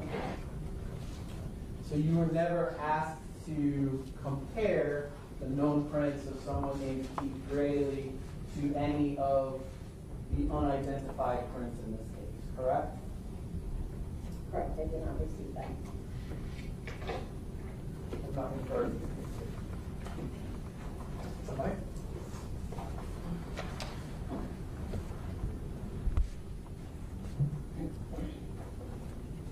Good afternoon. Good afternoon. Ms. Rodriguez, you're an expert in fingerprint identification, is that correct? So you know the history of fingerprint identification in terms of being able to identify or exclude subjects in criminal investigations. Yes. So you would agree with me that finding a fingerprint on something such as, let's say, the dog Journey here, would indicate to you as an expert that that person touched that vehicle at some point in time, correct? Yes. And you don't know when they touched the vehicle. No, I can't determine what time or what day it was touched. Fingerprints have been around for a long time, haven't they? Yes. over How 100 years. long? Over 100 years. Over 100 years. Video surveillance cameras have a much shorter history, don't they? Yes. Another way to say whether someone has been in a vehicle or touched a vehicle would be if there's a video showing them with the vehicle, correct? Yes. And another way would be if an individual who had been in a vehicle and was in an accident gave the police his ID and his correct name as having been the driver when that accident occurred. Correct. Thank you, Mr. Clerk. No questions. No redirect. Thank you. You're excused. And then we go south of the schedule.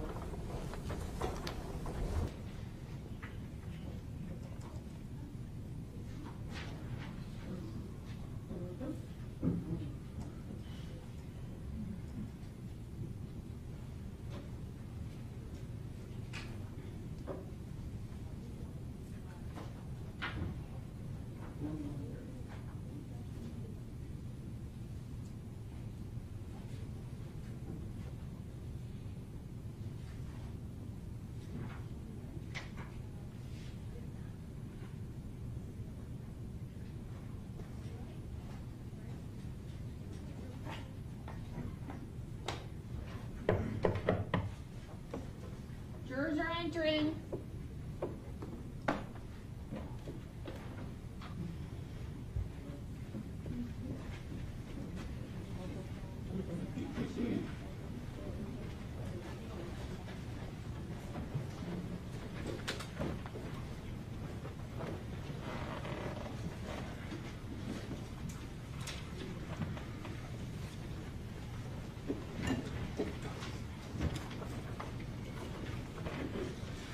Parties may be seated. The court will come to order. The parties are present. The jurors are present. Ladies and gentlemen, welcome back. The state will call you next. The state calls Nicole Inett.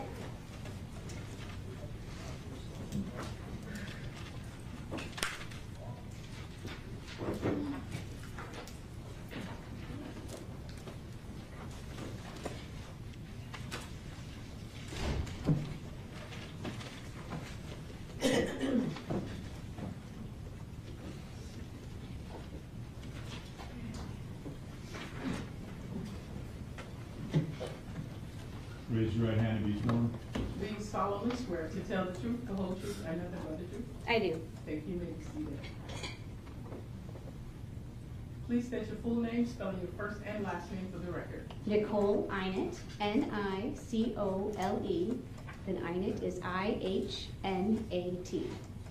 Good afternoon, Ms. Inett. May I inquire, Judge? You may. Thank you. Good afternoon, Ms. Inett. Can you please introduce yourself to the jury and tell them where you work, please? My name is Nicole Einett. I'm what I'm called Criminalist 3, or a forensic DNA analyst from the Broward Sheriff's Office Crime Lab. I've been there since February of 2009. Do you have any prior experience being a forensic DNA analyst prior to 2009? Yes, I was employed with the Indiana State Police back in October of 1999 until which time I came here in 2009. Okay. What type of training and experience did you have to undergo to become a forensic analyst? Most of my training started with the Indiana State Police, which I have a degree in biology from Purdue University. Then being hired with the Indiana State Police, it was essentially like a 2-year training program. Each section had like 30 different modules. Each module I had to have lecture of literature reading, laboratory practice, a written test, an oral test, and a competency test before you went on to the next module. Upon the completion of those modules, I was then, we did what we call mock trial to make sure I can communicate my job to a jury. And then once that was complete, I was signed off to be a DNA analyst. When I came to the Broward Sheriff's Office, I came to them already as a trained analyst. So my training with the Broward Sheriff's Office was much shorter, about 3 months. And that was just to learn their specific standard operating procedures. Okay, understood. And you said that you hold a degree in biology, correct? That is correct. Do you hold any certifications? Yes, I am certified by the American Board of Criminalists. And do you have to get recertified every couple of years, or is that an indefinite certification? You just have to maintain a certain number of training hours. You turn that in on an annual basis. So every 5 years, they make sure that you've met and exceeded their established training hours in different categories, and then you can keep your certification. Okay, and you're up to date with that? Correct. Do you hold any licenses? I do not. Okay, and how about your lab? Is it accredited? We are accredited by ANAB, which is the American National Accreditation Board, which is a subsidiary of the ANSI National Accreditation Board, which is American National Standards Institute. It's a very long name, but basically it states that we are accredited. We've maintained our accreditation for as long as I've been here, and that we meet and exceed all the established requirements throughout the country.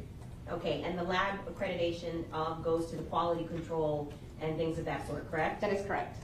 And that accreditation is current? That is correct. Is your work subject to peer review?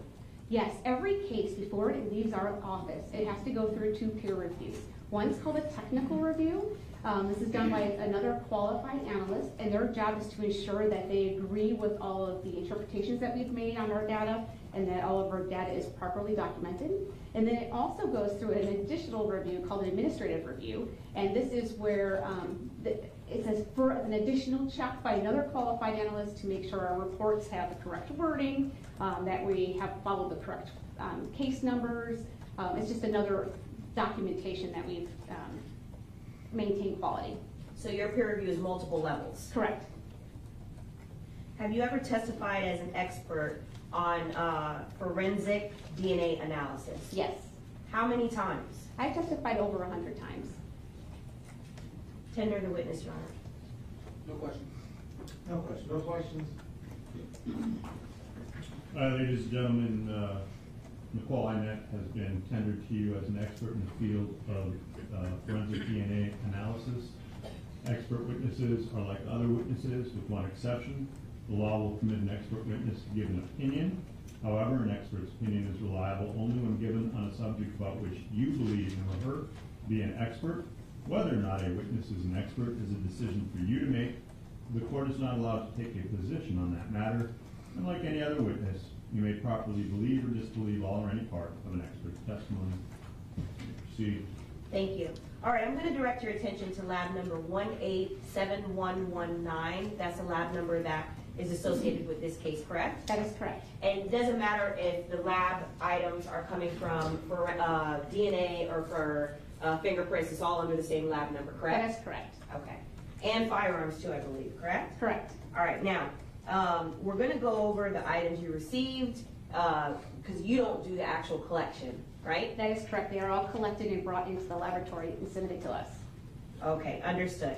And before we get into the science of things, the crux of what you're doing, you are receiving items that you don't know where the source of the item came from, meaning you don't know who deposited the source, correct? Yes, we call those question samples or evidentiary samples. Okay, and for purposes so that we can keep it super simple, it's an unknown source. Correct. Right? And then you also have items that are a known source, that you do know where the source of the material or the DNA came from, right? Right. We call those reference standards. So those are standards where it's either a blood draw from a known individual, or sometimes it's what we call a buccal swab, where they swab the interior of a known individual's interior of his mouth, and then they collect it under that person's name. And so before we get into the science of it, is part of what the ultimate goal of what you're trying to do is to compare the unknown to the known to be able to either eliminate or identify the source? That's correct. Okay. So we're going to keep track of what's unknown and what's known, okay? Okay. So let's start with the items that you received. Before we talk about that, there were two types of DNA analysis that were utilized in this case, correct? Correct. Meaning RMP and star mix. So the DNA process was the same. The only thing that changed was our method for statistical analysis. So once I make an association between a question sample and a known sample, if I say there's an association between those two, I have to tell you, the jury, how important that association is. We do what we call statistics. Now, back in 2018, when we first started this case, we were using a statistical method called RMP. And then technology has now changed, and more recently, we're now starting to use a new method called star mix. All right. So the RMP stands for random match probability. That's correct. That's not an outdated procedure. It's just a procedure that it's just a procedure that commonly is used with single source data, correct? Correct. And the star mix, that more current procedure that's used for statistical data, what is that used for? So we use it on everything, but it was really more built for things like mixture samples, because it was very difficult to provide a statistical value on a mixture. So star mix allows us to interpret mixtures. Now, when you say mixtures, because we haven't gotten into the science of it yet, myself and Ms. Buckaloo have used this podium several times in this trial. So if you were to swab this podium and you were to get a DNA sample from myself and Ms. Buckaloo, is that what you mean by a mixture? Right. So a mixture is when I look at a DNA profile, I can tell that there's more than one individual in that sample. That happens often with contact samples, like multiple people handle the doorknob, so I would expect to see multiple people in a sample, that kind of thing, yes. Okay. And a single source would be just literally, as it sounds, the source of DNA is coming from one source, one person. Correct, one individual. All right. Okay, so let's go over some of the unknowns that and the knowns that you received. Let's talk about the analysis that you did where you reported on July 17th of 2018. May I refer to my notes? Your Honor, okay, yes. I'm sorry, what was the date again?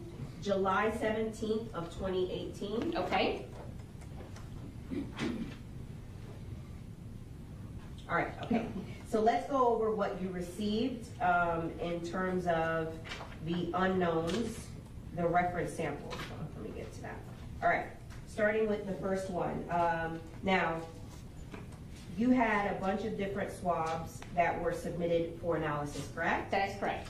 Okay, so let's talk about the swabs from what it's notated as suspect vehicle, but it's the Dodge Journey. Okay. If you could go down the list for what you received from that car. So I received, my item number 30 was swab of driver's window door controls from suspect's vehicle. I received item 31, which was swab of steering wheel from the suspect vehicle. Item 32, which was swab of top center console lid from suspect vehicle. Item 33, which was swab of gear selector from suspect vehicle. And just because I see some of the jurors are taking notes, we'll just slow down just a little bit for them to write down a little bit of what you're saying. Sure. Okay, go ahead. Item 34 was swab of composite of the volume, AC, and temperature controls from the suspect vehicle. And then item 35 was swab of front passenger window door control from the suspect vehicle. Okay, item 36 was swab of seat controls rear passenger seat of the suspect vehicle. Item 37, which was swab of rear passenger side window controls from the suspect vehicle. Item 38 was swab of rear driver's side window control suspect vehicle. Okay. That was all from what we referred to as a Dodge Journey. Were there other swabs that you received regarding a neoprene mask? Yes, I received item 39, which was swabs of black neoprene mask collected from blue, red Jordan bag. Okay, and for reference, I understand that that's the swab, but the item, the actual item was entered into evidence. That's item 45 for the jury's reference. The neoprene mask is item 45. So the swab of 45 that you analyzed is number 39, correct? That is correct. Okay. What other swabs did you analyze? I also received item number 40, which was swabs of black cloth mask collected from red blue Jordan bag. So number 40 was the swab from this mask, which has been entered into evidence as state 44. So your item number 40 is the swab of this mask, correct? Yes. Okay. And what else did you receive?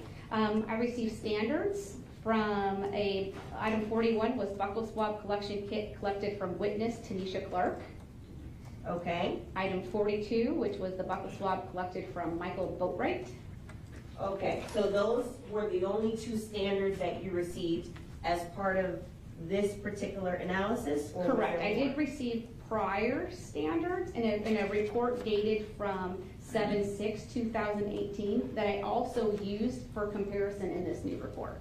Okay, and what were those standards? Okay, I received item number 17 was buccal swabs collected from Leonard Kerr. Then I received item number 22, which was buccal swabs collected from Scott LaValle. Okay. Item number 23 was the blood stain card collected from Mr. Onfroy. That was collected from autopsy, I believe? I believe so, yes. Okay, from the medical examiner, okay. And then I had item number 26, which was buccal swabs from Diedrich Williams. Okay, so all of the known standards were from Tanisha Clark, Michael Boatwright, Leonard Kerr, Scott LaValle, or Scott Barbeau LaValle, Jose Onfoy, the victim in this case, and Dietrich Williams. That is correct. Okay, now, I noticed that you were saying previously entered. Are items being submitted as they're collected? Correct, yes. Okay, so if an item is collected after this date, it will go under the same lab number, and then it'll generate further analysis, correct? That is correct. Okay, there was also some previous swabs from the victim's vehicle, the BMW, that you also received into evidence, correct? That is correct. Can you go down the list of what that was? Sure. Item 11 was swab of driver's window controls collected from victim's vehicle. Okay. Item 12 was swab of gear selector collected from victim's vehicle. Okay. Item 13 was swab of media knob / dial collected from victim's vehicle. Item 14 was swab of top center console lid collected from victim's vehicle. Okay. Item 15 was swab of passenger seat collected from victim's vehicle. Then item 16 was swab of passenger window controls collected from victim's vehicle. All right. So that completes the list of all the unknown swabs, and then what did you do next in terms of the process for your analysis? Okay, so once I've obtained the DNA profiles from all the question samples, I interpret it to determine if it's single source, if it's a mixture of how many contributors, and then I compare those to the standards that we've already just discussed. And if there's an association made between the standard that I received and the mixture or the single source profile, I then calculate statistics to tell you how significant that association is. Okay. And then I write a report. Now, did you do that in this case? Yes. And were you able to calculate statistics in this case as to any of the items where you were able to make an identification? Yes. All right, so talking about the statistics, before we go to the actual item of anything that you actually identified, if you could explain to us in layman's terms, what is the significance of the statistics of DNA? Because I know there's a couple things going on. There's the science where you will look at if there's enough scientifically alleles and things like that to match. And the alleles are what? So to give us an example. Okay, so an allele is your mother and your father each give you half of your DNA. So mom will give you one copy of your DNA, your dad will give you a different copy of your DNA. We look at roughly 24 areas of your DNA, and in those specific areas, we expect mom to give you one allele or one copy of your genetic information, and your dad to give you another copy of that genetic information. We give those alleles a numerical value, and those numerical values are recorded, and that's what we compare. So we generate all the numerical values from all the question samples, and we generate all the numerical values from all your known evidentiary, your known standards, and we do a comparison. And if there's an association made, we do stats, because you don't know, as a layman in a jury, you don't know how common or uncommon that profile is in the general population. So by giving you a statistic, I'm able to at least give you some idea of how much rare weight, it is? Yeah, how rare, how much weight we should give to that association. Okay, so there's one part of the analysis where you look at, do the alleles, does the science match? Correct. Okay, and then the other part of it is once you determine if there's a match based on the scientific protocols, is there how rare it is? Correct. For that match? That is correct. So give us an example of what you mean by that when you say how rare something is. Okay, so let's just say, for example, let's say I had blood on a shirt. I had a blood stain on a shirt. I got a DNA, I generated a single source profile from that blood stain. But then I also had the suspect standard, right? So I compared the suspect standard to that blood stain, and all the numerical numbers match up. He matches up across the board. But now, what does that mean to you as a jury? So I do what we call, in this case, I did random match probability, which is, it's telling you how rare it is. So let's say I do that statistical math method, and I end up with a statistic of 1 in a million. So what that means is, what's the odds that if I were to reach down, if I was an alien spaceship, and I was to reach down from this alien spaceship and grab somebody off the face of the earth, what's the odds that one person that I grab off the face of the earth match that DNA profile? If I gave you a stat of 1 in a million, that's what that means. If I was to give you a stat of 1 in 5, then you would know that there's lots of people on the face of the earth that have generated that profile. But 1 in a million is slightly more rare. If I was to give you a statistic that's in the octillions, and you know there's only 7 billion people on the face of the earth, then you know that's even a more rare profile. So that's why we give you that statistic, to show you how common or how rare that profile is. So safe to say, the higher the number in the statistic, the more rare it is. Correct. And sometimes you'll reach numbers that are higher than a million? Correct. Okay. So let's talk about some of what you did find. Now, specifically item 39, were you able to make a determination as to item 39? Yes. And so item 39, for us to get the reference, that's the swab of the black neoprene mask. So that's the swab of this mask. If I could put this on the leg right there, Judge? Okay. So the swab of this mask, what was the identification that you made regarding that? Okay, so the DNA profile that I got from that specific mask was a mixture of 2 people. So that means 2 people's DNA was mixed together into my sample, right? Now, what I was able to do with this sample is I was able to resolve a major contributor. So sometimes when people's DNAs are mixed together, they're not always mixed evenly. So one person's DNA one person may have contributed so much more DNA than the other person that I'm able to actually do what we call a resolved or deduced profile, or be able to look at that person who gave more of DNA, right? And they treat that resolved profile as a single source profile. So when I have that single source profile, I can then compare that single source resolved profile to all of my standards. And in this particular case, Diedrich Williams is consistent with the resolved major profile. The chances of randomly selecting an unrelated individual consistent with that major profile from the evidentiary sample is rarer than 1 in 400 billion. Okay. So, what did you also calculate what the true statistics are for that sample coming from that particular item? Yes. In our reports at that point in time, once the statistic became larger than 1,000 times the population of the United States, we just reported out greater than 1 in 400 billion. However, we do actually calculate the true statistical value. And in this case, the true statistical value was rarer than 1 in 831 octillion. Okay, let's wrap our brains around this. What is that number? Okay. Rarer than 1 in 831 octillion. Okay, so get us there. How do we wrap our brain around that? So let's talk about numbers. So you start with hundreds, right? That's the first 3 zeros. Hundreds. Then you go to thousands, millions, billions, trillions, quadrillions, quintillions, sextillions, septillions, octillion. So that is how large that number is in rarity, and for this particular statistic. 3 sets of that. Correct. So the way that you counted it, we'd have to do that 3 times in order to say that that's Diedrich Williams that matches to this particular item. So there's like that many zeros. So it would be like 30 followed by 30, 8.31 times 10 to the 32nd. So it's 8.31 followed by 30, it'd be 30 zeros. Okay, a lot of zeros. Yes. To say. Yes. All right.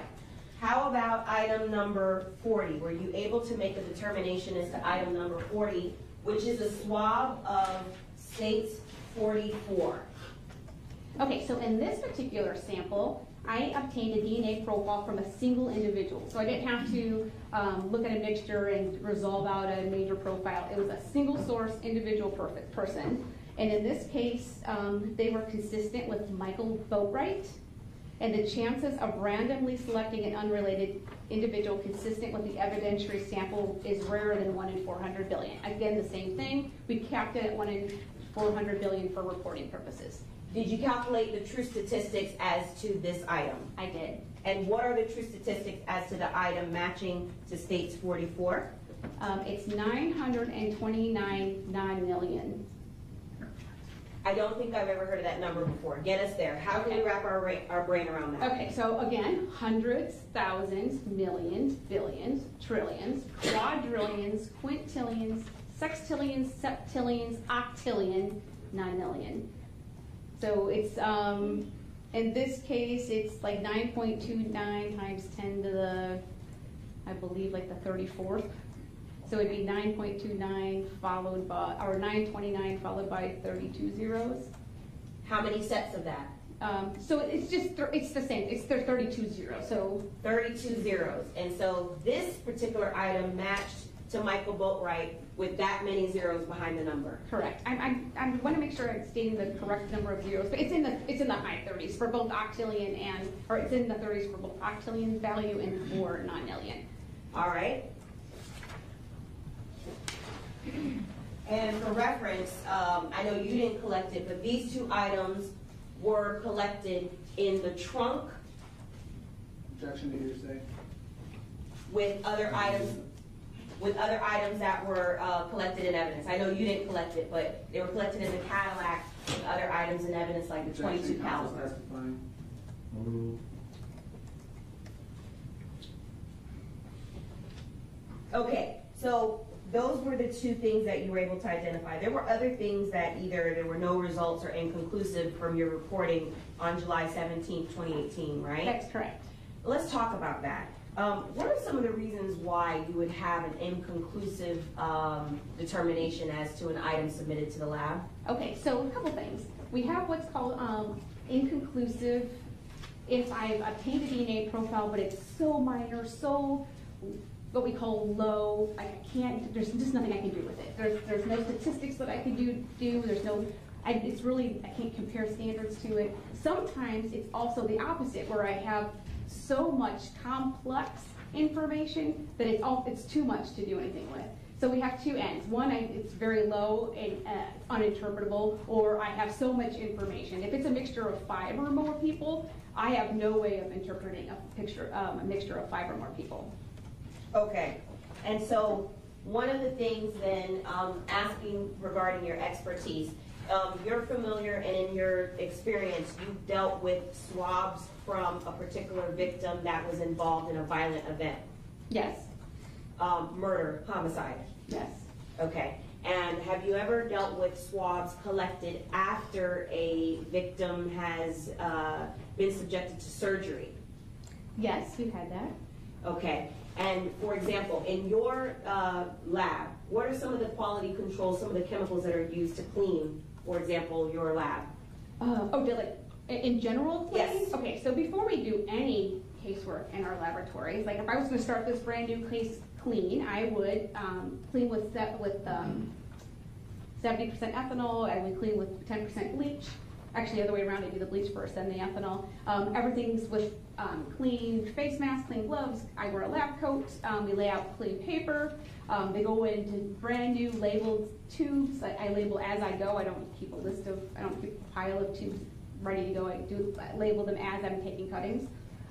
There's so many procedures throughout the entire process that we're for quality assurance. Now, that's for quality assurance, and ethanol, you said that ethanol was something that you used to clean to make sure there's no cross-contamination of DNA, for example. Correct. So ethanol, same ethanol that's used in surgical rooms. I'm not sure because I don't work in a surgery room, but I'm assuming that they clean with bleach and probably an ethanol of some type. Okay, so assuming, for example, in your training and experience, if Dr. Boyko testified that ethanol is used to clean in surgery rooms, that would be, I believe, the same ethanol, correct? I would think so, yes. Okay, and would that be something that would dilute or potentially affect the DNA results on a particular item if it was swabbed? No, because we're cleaning prior to even opening opening that item, right? So I clean all my areas, lay down clean paper, and then I take my cutting, then I clean again and open up the next item. Right. What I'm asking though is if an item, when I say item, say a person's neck was swabbed, but it was sterilized for surgery, would that affect potentially DNA being collected from that area? Objection, has to answer. You may answer. Oh, thank you. If it's been cleaned, of course, it's going to be more, like if they bathed, if they've washed, if they've washed it with ethanol, this would be more difficult to pick up a foreign person to that person's body. That would be true.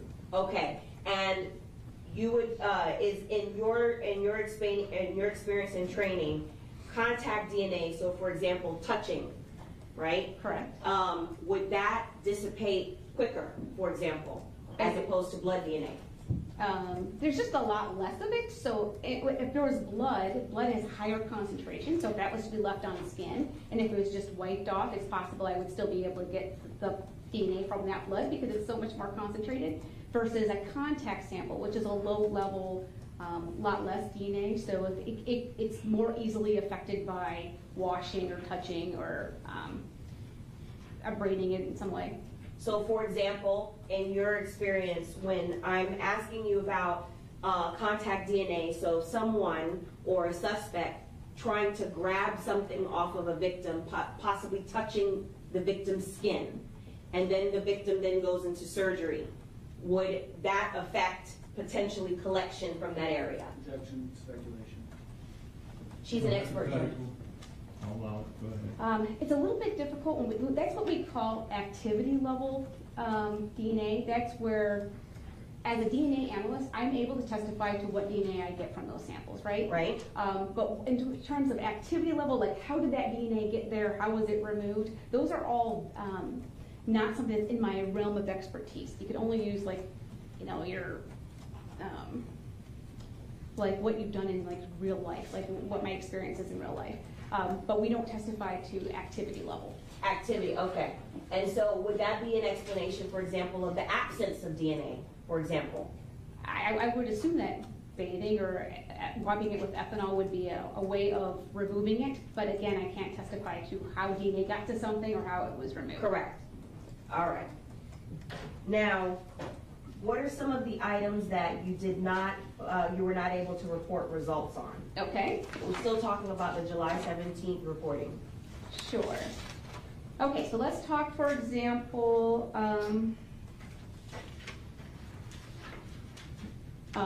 DNA results were not obtained from item 31, which item 31 was the steering wheel from the suspect vehicle. Okay.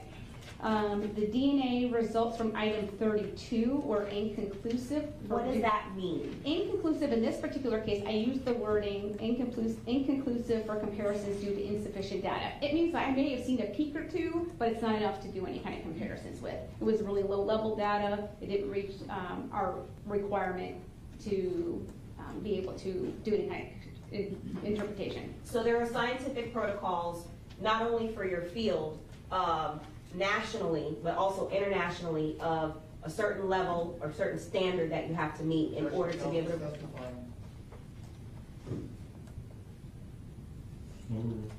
In order for you to be able to report on, correct?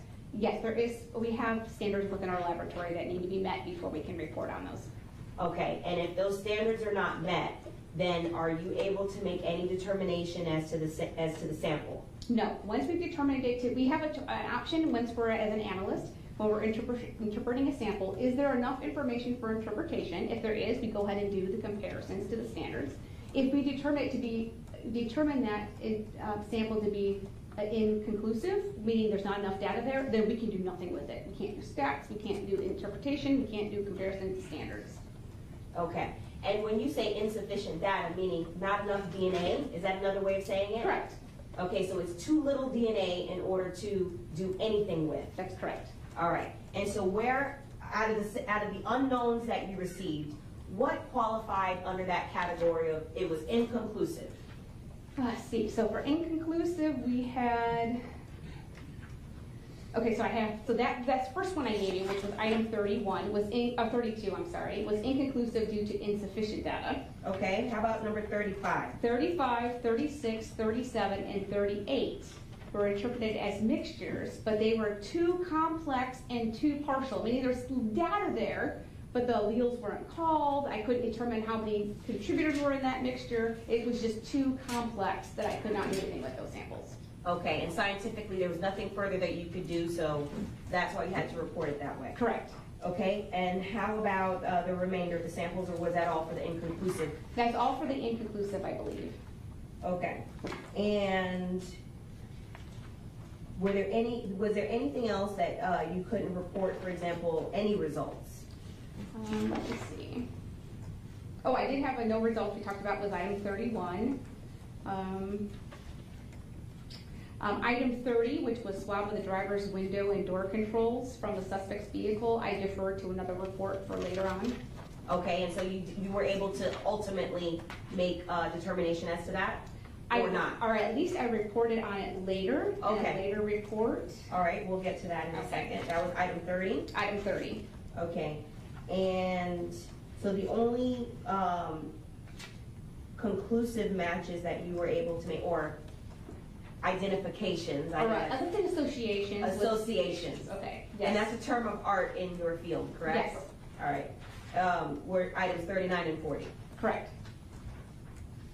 All right, let's talk about the reporting that you did for August 21st of 2018. Okay. And as we're skipping to that report, the items that were inconclusive doesn't mean, and I'm asking you this, does it mean that a particular person did not or did touch that item? I mean, I can make no conclusion one way or the other. They could have touched it, they could not have touched it, I have no way of knowing, can't do anything with it. Okay, so it's possible somebody could have touched it, possible they didn't. Correct. And how about the items that you received? There's no way for you to scientifically tell when an item was placed there. or No, not? DNA is not timestamped, so I can't tell you when the DNA was deposited on whatever surface it was left on. Okay, I can tell you- that's outside of your umbrella of what you do, correct? All right.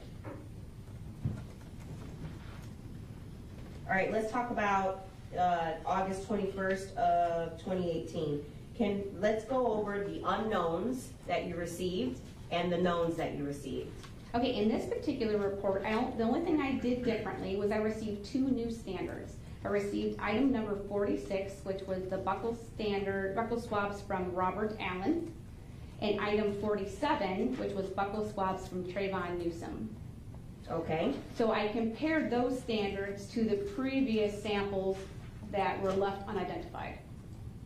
And were you able to, oh, well, before we say if you made any association, let's go over the unknowns that you received, or that you were analyzing it against. Okay, so I went back and compared those 2 standards from Robert Allen and Trayvon Newsom to evidence that was previously submitted. So item 12, which was the swab of the gear selector collected from the victim's vehicle. From the BMW, okay. Item 13, which was swab of media knob and dial collected from the victim's vehicle. All right. Item 18, which was swabs of left fingernails collected from the victim. Item 19, which was swabs of right fingernails collected from the victim. Item 20, which was swabs of neck collected from the victim. Item 21. And remember, go slow enough so that the jurors can write down what you're saying, because I see them fervently copying some things. No problem. Okay, are we ready for the next one?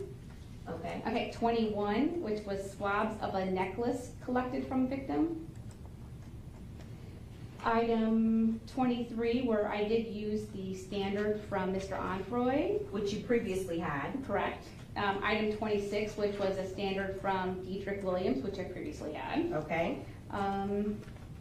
Let's see. And then item 34, which I previously examined, which was swab of composite volume, AC, and temperature controls from the suspect vehicle. That would be from the Dodge Journey, okay. Okay, item 39, which was the black neoprene mask that we talked of earlier.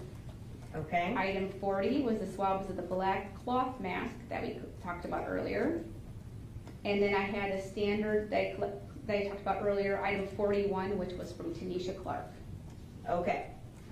So, out of all of those items, the knowns and the unknowns, did you make any associations? I was able to make an association with item 34, which was the swab of the composite volume, AC, and temperature controls from the suspect vehicle. And who did you make the association to? Okay, first of all, it was a mixture of 3 people. So there's 3 people in this mixture. Assuming Tanisha Clark, which the reason I was able to assume her was 1, she was in the mixture, but 2, it was her car, right? So because she was the owner of that car, I expect to see her DNA profile there. I assumed her, and she was the minor contributor.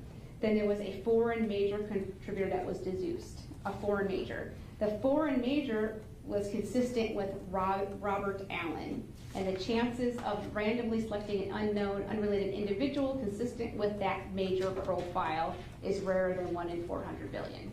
Did you do the true statistics on that? Or I no? did. Okay. Give me 1 second to find that one. Sure. 34.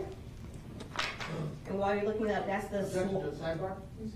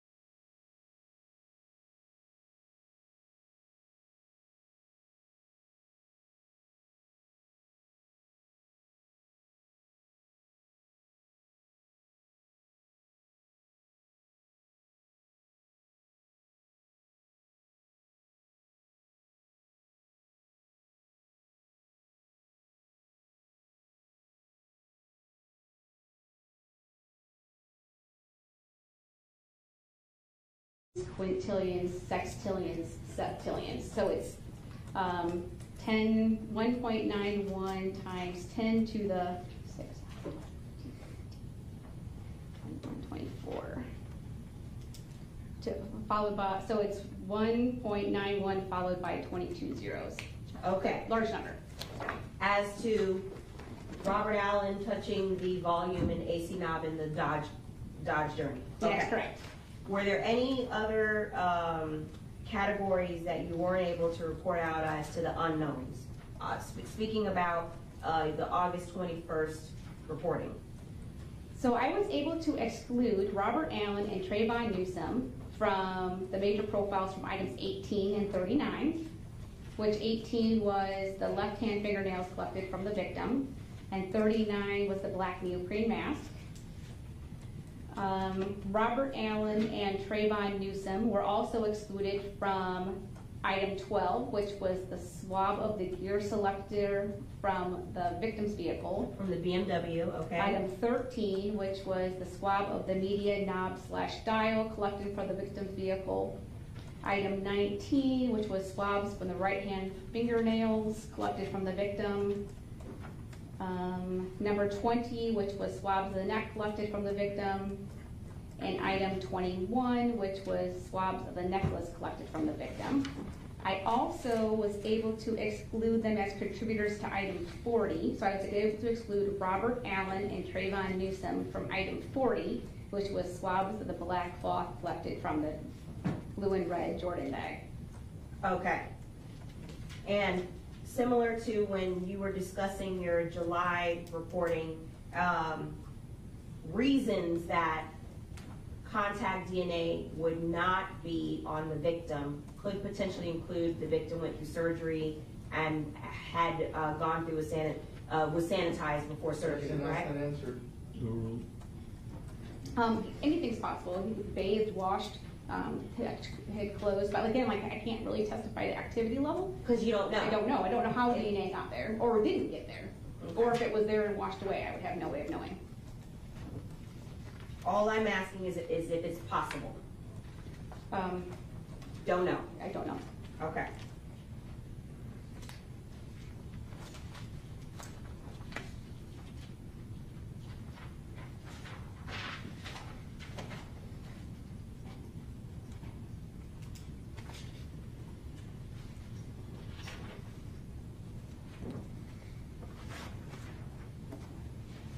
Okay, if we could talk about, there were some additional identifications that you made in 2019 under your June 21st, 2019 reporting. Yes. And specifically, the unknown that you were analyzing, I'm talking about item 12. Okay. You received item 12 for analysis. That was a swab of the gear selector from the BMW. That's correct.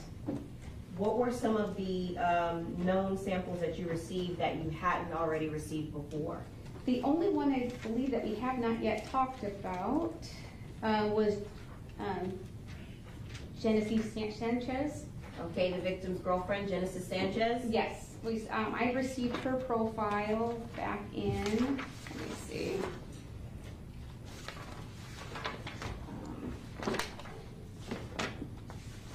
Pardon me first. Flipping Sure. back and forth.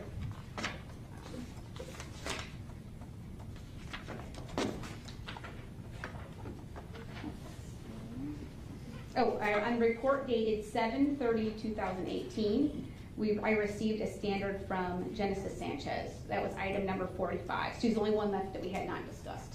Right, so same like you did, as you're getting stuff in contemporaneous, you also received Genesis Sanchez. You also had all the other standards and you compared all of them to the unknown profiles that hadn't been resolved yet? Correct. And did you make an association when you added Ms. Sanchez's profile in? Yes, but now this is where we switch from the different mathematics. Well, earlier we were talking about random match probability, which we did with like single source profiles or profiles where I was able to resolve a major contributor and did random match probability. This is the first report where we switched over to our new statistical method called StarMix, which is a probabilistic genotyping software. And this is where it is, I know, I'm sorry, when you say switched over, that was in 2019. That's the current method that's used for multiple sources, correct? That's correct. We use this now. And we use it on single sources and mixture profiles. It's just our new statistics. Okay, and so which item were you able to make an association with? I was able to make an association with item 12. It was interpreted as a mixture of 2 contributors, and the DNA results are at least 2.05 million times more likely that Mr. Onfrey and his girlfriend, Genesis Sanchez, than if they originated from Mr. Onfroy and an unrelated unknown individual. It provides very strong support that Genesis Sanchez is a contributor to that mixture. So said another way, his girlfriend, the victim and his girlfriend were found, their DNA was found in his car. Yes, that they were consistent with that mixture, yes. All right, no surprise there. Okay.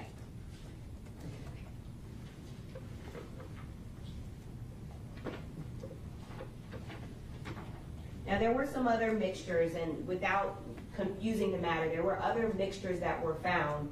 And when they're found, what do you do when they're so low that you can't make an association or report on it? Basically, all my report will say is due to limited data, this profile is uninterpretable. Or I forgot what the exact wording is. I have to refer to my report, but basically that it's just due to insufficient data. There's nothing I can do with it. Okay, and that happens especially in a case like this where you have multiple sources of DNA or swabs coming in for an investigation this large, correct? It's typical in cases this large. It's also typical by the type of samples collected. When you're doing a lot of touch or contact samples, it's not unusual to have them be insufficient. And when we say insufficient, I know you talked about numbers being followed by 8 zeros or 9 or 27. What are we talking about in terms of the numerical value? How low are we talking about? Like let's say it usually happens when I have like 2 alleles, and we're looking at 24 different areas of your DNA. I'm expecting to have 2 alleles at each of those locations. I might have just 2 alleles pop up. So two, not 2 followed by 0, just 2. Two. So 2 alleles. The statistics would be inconsequential. They're useless. It would be what we would call adventitious. Like you just may happen to have contributed to that profile, and it means nothing. Okay. Another layman's term, it's garbage. You can't do anything with it. Right. And did you have that in this case where it was just so little you couldn't do anything with it? I had a couple of samples like that were, or at least one for sure, where I said due to insufficient data. I believe that was like 30. Item 32 was inconclusive for comparisons due to insufficient data. That just means it was just too low. Couldn't do anything with it. Okay. One moment, Your Honor.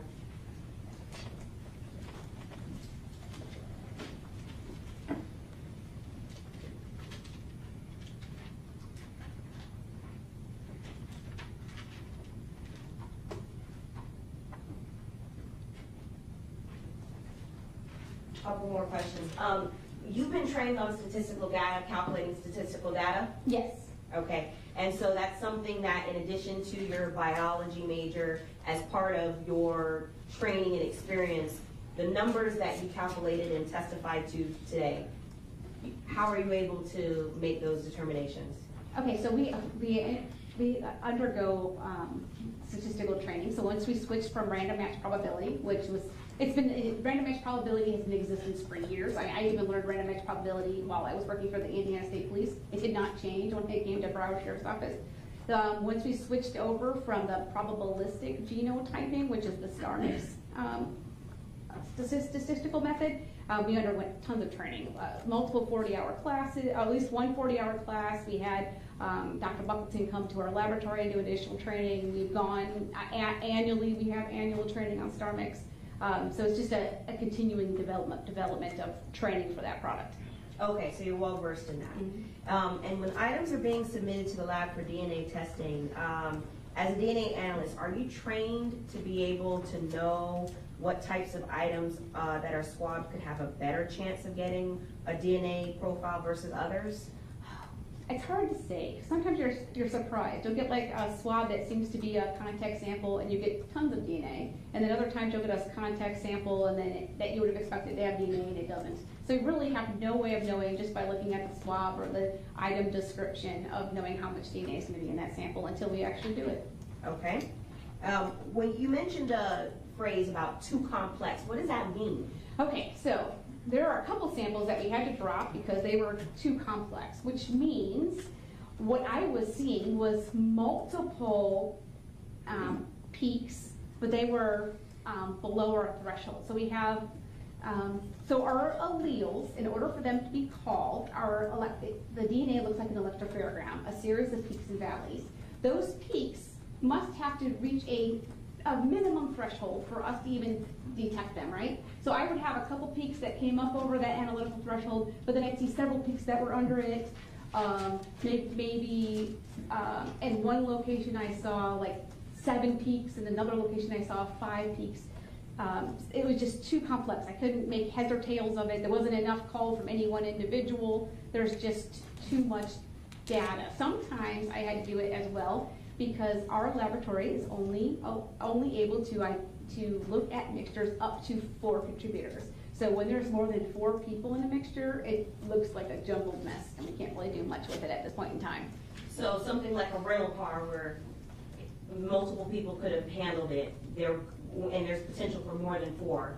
Then I would, if it's more than 4, I wouldn't be able to do anything. Or how about something like there's 4 suspects and an owner making it 5? Then would that be a reason? That takes it over the edge of my limit of 4. Okay, so a visual on what you did, Mr. Kimmock has utilized his yellow pad, so I'll utilize my white one. No objection. This is a very crude picture, but Okay. when you're talking about the standard or the peak, is this what you mean? Yep. So what looks like a peak above the line, is that what you're counting in terms when you said there's 2 or versus however many? Correct, but then there's very obviously peaks below the analytical threshold. So this would be our If you need to step down, you can. Okay. Judge, is it okay if Ms. Yes. Ina steps down? So this would be what we consider our analytical threshold. So anything up beyond this, the computer system would actually mark this as an allele and give it an allele call, a numerical value. Anything that's below our analytical threshold is clearly there, but it doesn't mark it. And so when I'm looking at this, it may not even be, this is just one location. We look at 24 different locations. So throughout that location, throughout that profile, I might see it where 4 peaks are above the analytical on one location. So it's starting to get too ugly, where I can't tell you number of contributors. Some's dropping out. Some people are there, but they're dropping out over time. We have a thing called degradation. The older the sample is, it has like a ski slope effect. So then it'll drop below as you look at the profile across the board, it will have like a ski slope, and I'll lose an allele. So like, it just becomes too complex. Okay, and so with respect to Broward Sheriff's Office protocol, Correct. national and international standards, these are standards that you have to go by. So if there isn't enough data, you can't interpret it and you can't report on it, correct? Correct. Now it is up to the interpretation of the analyst that's doing the interpretation. So I might look at this and say, oh, I can't do anything, this is too complex. But we have a peer review. So my technical reviewer who is doing the technical review of this data also has to agree that this is uninterpretable data.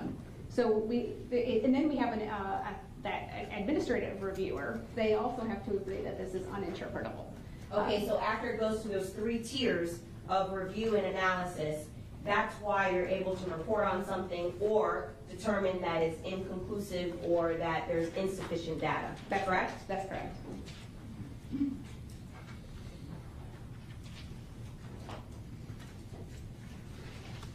One last thing, because you talked about 2 different types of systems of calculating statistical data, the RMP and the star mix. Correct.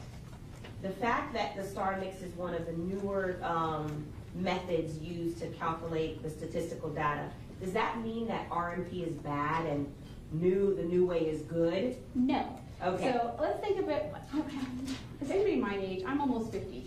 You guys all look so young. But remember back in the day when you had to physically walk to the television and turn the channel, right?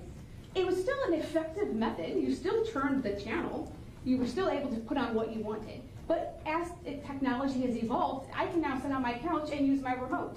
It's the same. The result is the same. I'm able to now change the channel just like I was by turning the dial, but now it's more sophisticated. I can press the actual number, I can mute it, I can turn it on and off.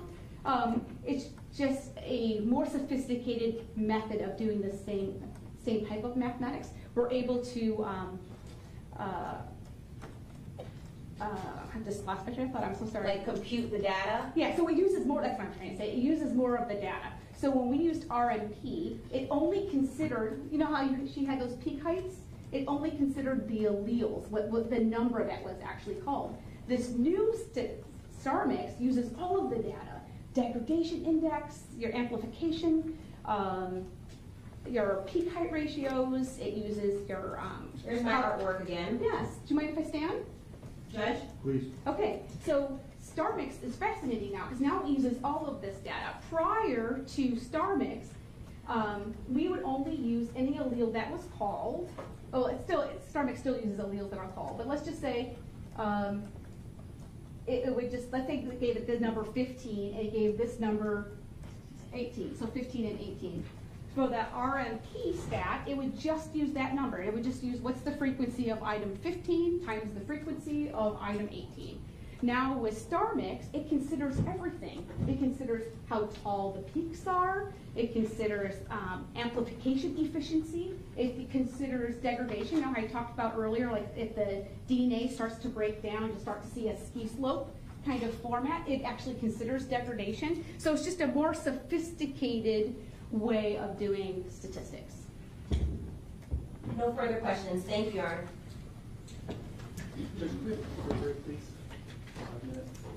All right, so before it cross, we'll take 5 minutes.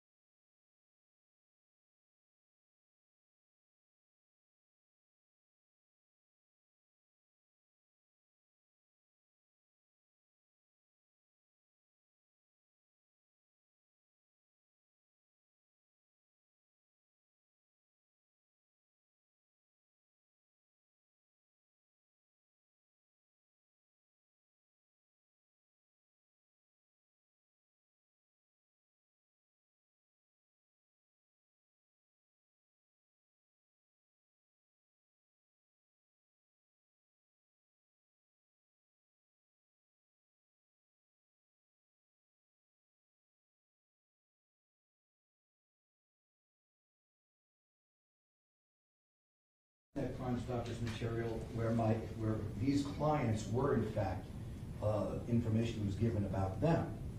I didn't feel that was correct. However, the court feels obviously is the most crucial issue here. If that does not open the door, I simply intend to show Detective Curcio and refresh his recollection. And if the court feels that opens the door to other information in those boxes, I would do it. I'd like to respond when Your Honor allows me to. I wasn't asking you, I was asking you. I was giving it away. What I do for a living. Yes, Your Honor. So, as Mr. Rivera stated, we are in fact objecting on the basis he indicated, but also others. So the first is, yes, we believe that it would open the door to other tips that came in. And as Your Honor has ruled previously in this trial, tips are not supposed to be coming in this trial. They have been mentioned, but to now try to enter them in and talk about them more would just go in furtherance of what Your Honor's orders had not to do in the first place. What's on those potential tips is hearsay. One, we can't authenticate them. They're from an anonymous source, basically. So we don't just allow anonymous tipsters to just come in here and testify without authenticating it, corroborating it, things of that nature. Also, we can't tell when those photographs were taken, things of that nature, and for all those reasons, as I see Your Honor shaking his head, we feel that those should not come in because it would also open the door to the tips that came in about the defendants and their involvement in this case. Okay. If Detective Curcio gets called back in and you want to use these to refresh his recollection as to whether there were pictures of other people showing money, that's not exactly coming into evidence if he says he doesn't remember there being other pictures. And then, I mean, a person can really use anything they want to refresh someone's recollection. Correct, Your Honor, but the evidence is the testimony from Detective Curcio stating there were other people in the tips that came in flashing money, but that's still evidence. So we're bringing up tips from anonymous sources. What he says is evidence.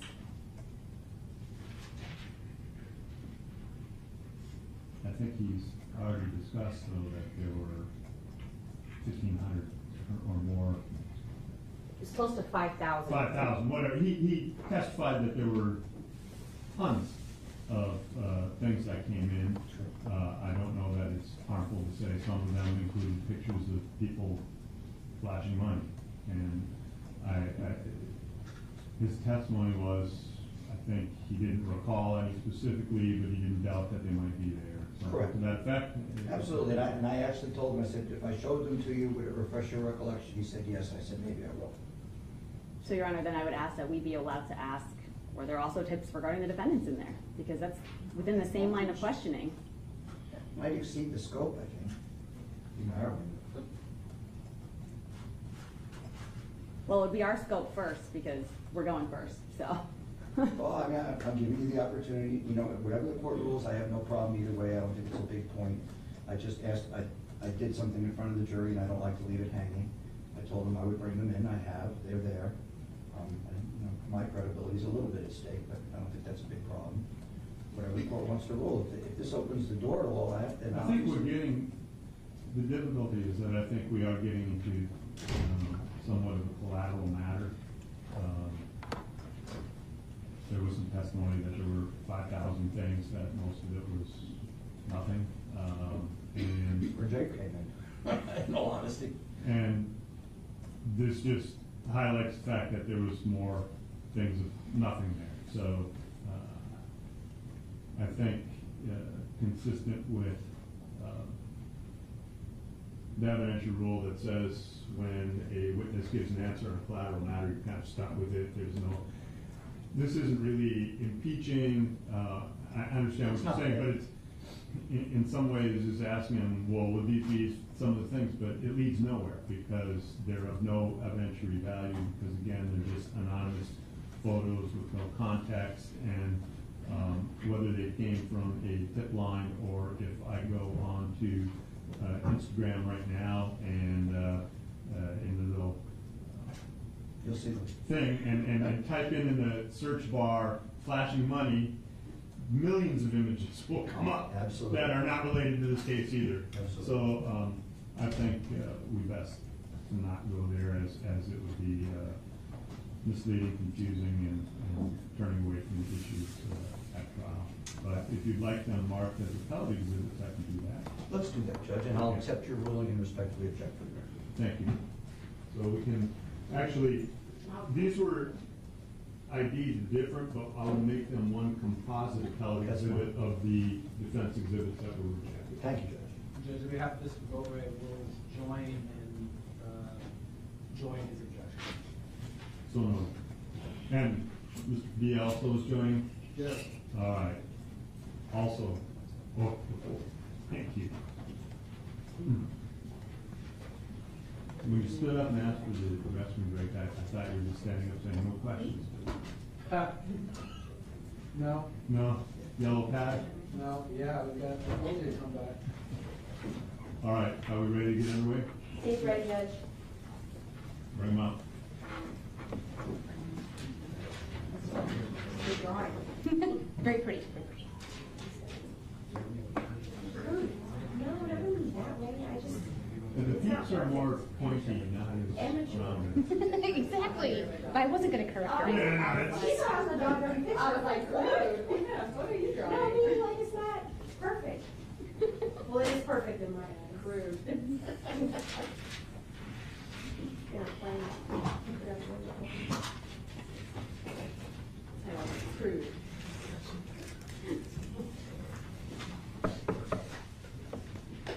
Jurors are entering.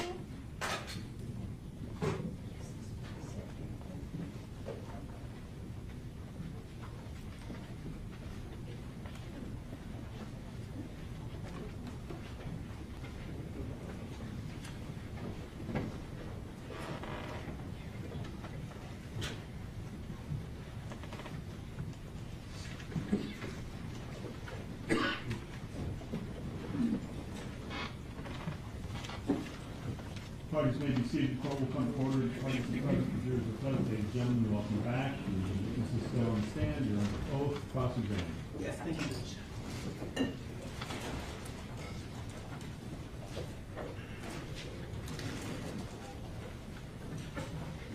Good afternoon, ma'am. Good afternoon. I want to start with all, so the jury knows all of the known standards that you received in doing your analysis in this case. Am I correct that you received the known DNA standard of Jose Androy? Yes, You received the known DNA standard of Genesis Sanchez? that's correct. You received the known DNA standard of Leonard Kerr? Yes, You received the known DNA standard of Scott LaValle? correct. You received the known DNA standard of Tanisha Clark? Yes, You received the known DNA standard of Robert Allen? yes, You received the known DNA standard of Diedrich Williams? yes, You received the known DNA standard of Michael Boatwright? yes, And you received the known DNA standard of Trayvon Newsom? that's correct. Are there any additional known DNA standards that you received in this case? I don't believe so, no. Okay. So I want to start then in your analysis.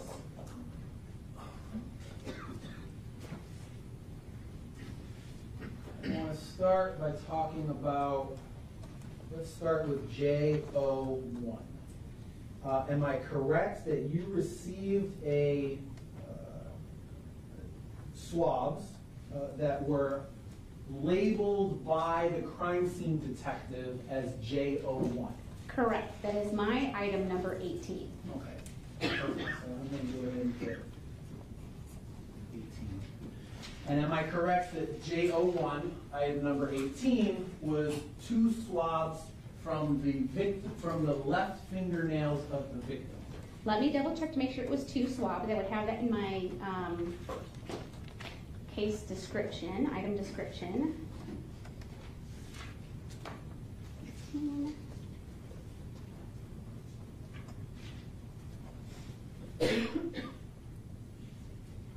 Yes, it contained 2 swabs.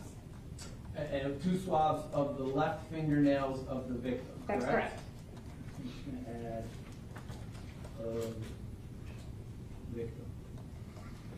Now, Am I correct that you were able to obtain DNA profiles from item 18? I did, yes.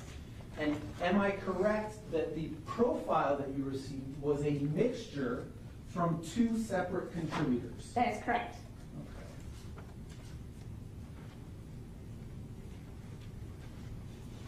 And we use the word contributors, that's essentially people, right? Correct. So a mixture from two people. So Yes, 2 people is fine. underneath the victim's left fingernails was the DNA from 2 separate people, correct? Correct. I would assume, you can correct me if this is a bad assumption, I Okay. would assume that one of those people was the victim himself, correct? That is correct. Mr. Onfroy was one of the contributors. Okay.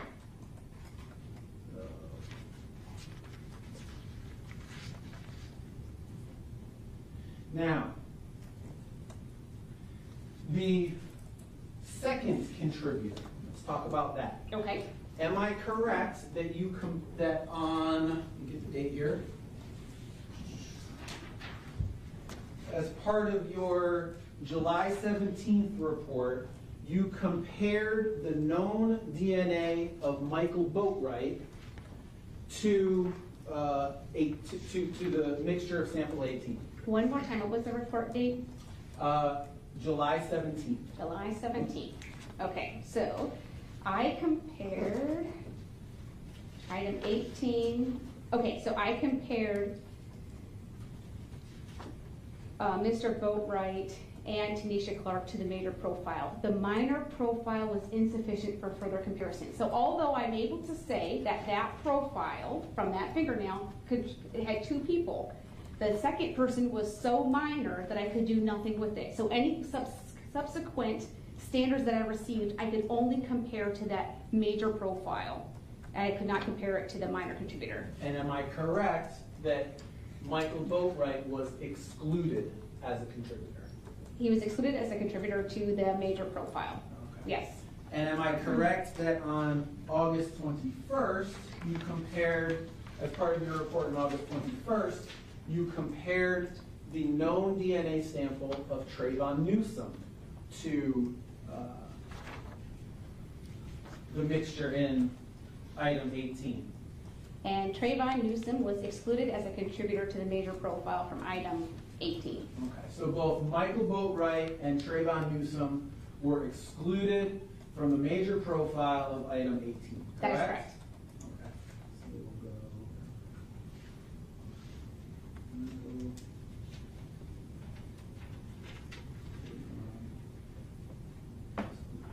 And am I correct then that as you sit here now, you have never made an association with the second profile that is underneath the left fingernails from item 18? And I will never be able to do that because it is insufficient for further comparisons. It was just a low-level minor contributor. Okay, so the answer is yes, correct? Correct. Okay. All right. Let's talk about JO2. Okay, that is my item 19. Thank you very much. Mm-hmm. JO2 was 2 swabs of the right fingernails of the victim, correct? That is correct. All right. I would assume, am I correct that you obtained a mixture of 2 people from the swabs from these fingernails? That is correct.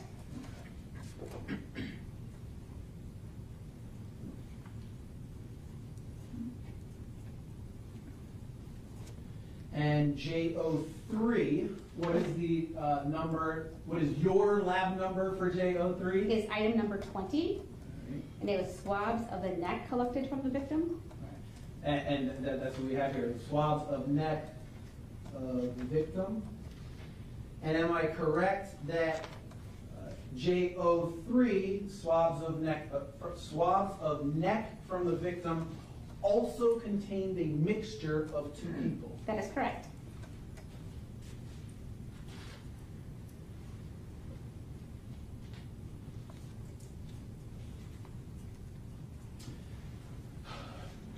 Am I correct in assuming let's go back to the right fingernails. 2 swabs of right fingernails.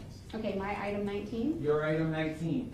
Would I be correct in assuming that one of those contributors was the victim? That is correct.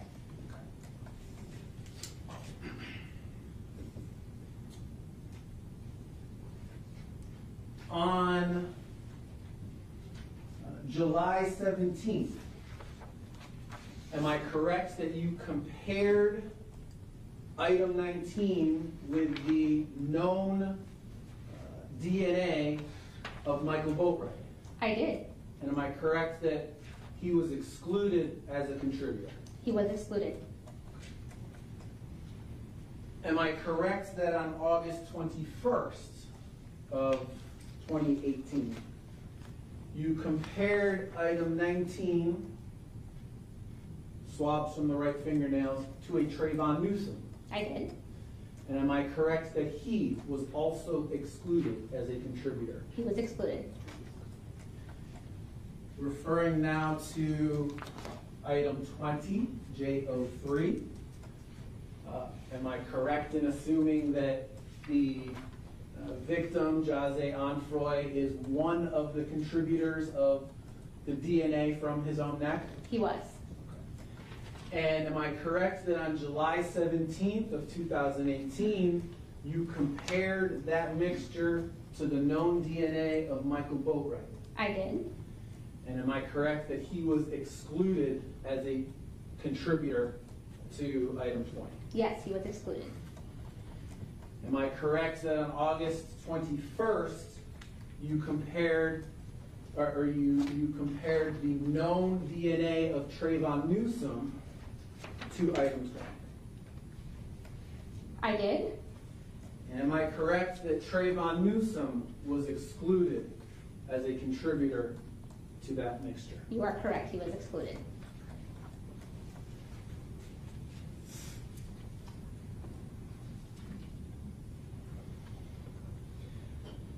The state talked a little bit about things in an ER room, in an emergency room, could impact whether DNA was found in a particular location, correct? Correct. All right. Anything like that wouldn't delete, there's nothing that would delete some DNA and not delete others, correct? I see where you're going, but if it's from his own body, even if he bathed and you, anybody, if you bathed and you Sure. washed away all of the other extraneous DNA, His DNA, you would Mr. still, Onfroy's DNA would still be there. correct. Correct. There is, in 18, 19, and 20, there was a foreign DNA Correct. to Mr. Onfroy there, correct? That is correct. All right, so anything that was, that there's no like cleaning substance that would delete some DNA, some foreign DNA, but not delete other foreign DNA. Correct. They would either clean it or not clean it.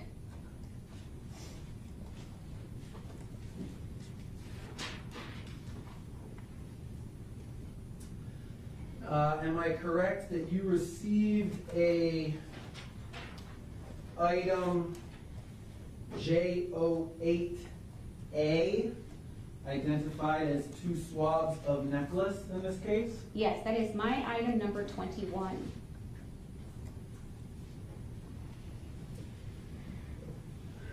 And am I correct that J08A was the mixture of 2 contributors? Yes, it was.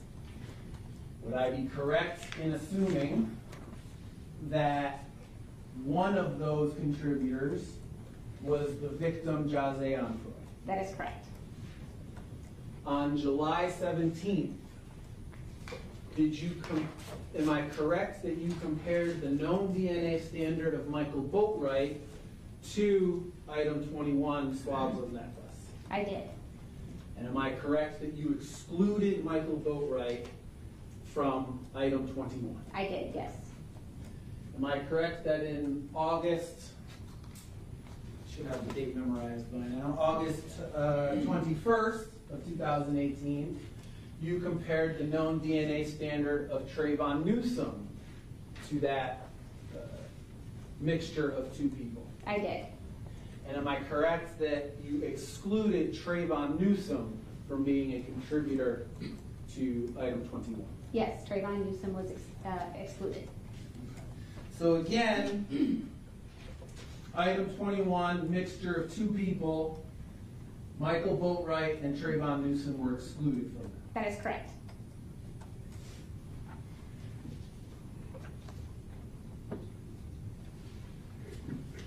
Let's talk about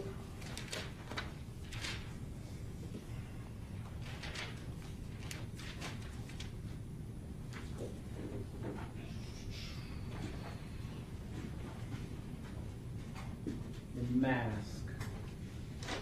You received an item labeled WC2A in this case, correct? I did, yes.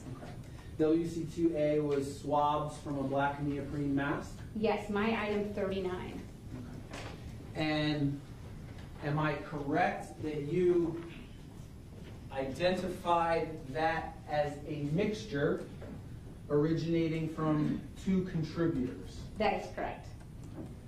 You indicated on direct Dedrick Williams was one of the contributors to that black neoprene mask. That is correct. Correct. Am I correct that you were never able to make an association of who the second contributor to that black neoprene mask? That is correct. That minor contributor was insufficient for comparisons. So as you sit here now, again, we don't know who that second contributor was. That is correct.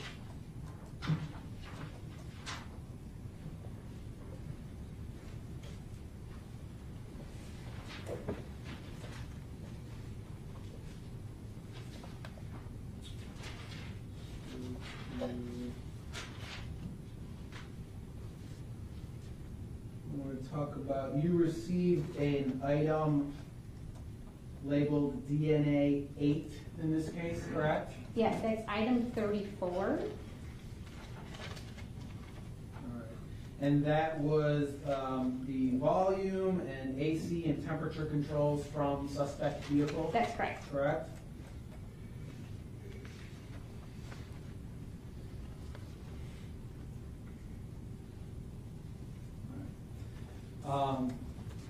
Am I correct that DNA 8 actually yielded a mixture of 3 individuals? That is correct.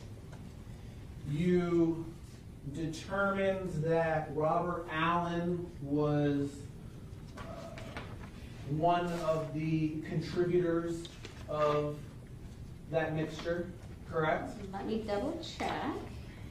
Yes, and report dated 8/21/2018. Robert Allen was identified as a possible contributor. You also, I think, testified on direct that you assumed that Tanisha Clark was one of the contributors, and you also saw her DNA in there as well? That is correct. She was one of the minor contributors. Okay. So, Robert Allen is in there, Tanisha Clark is in there. Am I correct that you do not know who the third contributor to that mixture is? That is correct.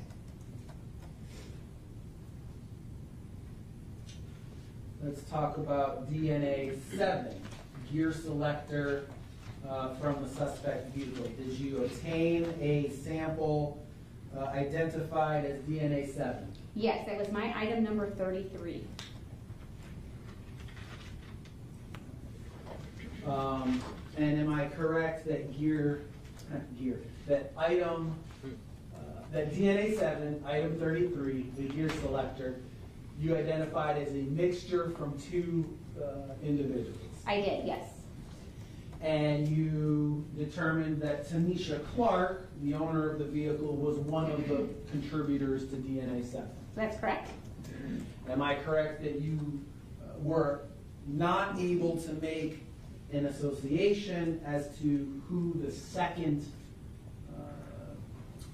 DNA that was in that mixture belongs to? Correct. It was insufficient for comparison.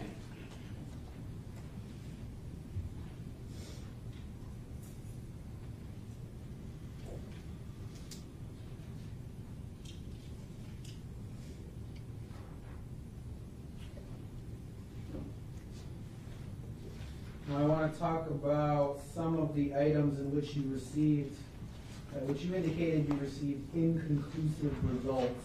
Okay. And try to explain a little bit about what that means to the jury. So, am I correct? You received an item identified as DNA 6? Yes, that is my item number 32. Okay. And there was DNA in that sample, correct? Yes, there was DNA in that sample. All right. And you're just unable to tell us anything about whose DNA that was. Correct. Correct? There was DNA there. It was too low, insufficient for any kind of comparison. Same with DNA 10. Am I correct that you received in? Yes, that is my item number 35. That you're finishing my question before I ask it. Sorry. No, you're fine. Am I correct that you obtained DNA from item 35? I did, yes. And am I correct that we're unable to tell who that DNA belongs to? Correct.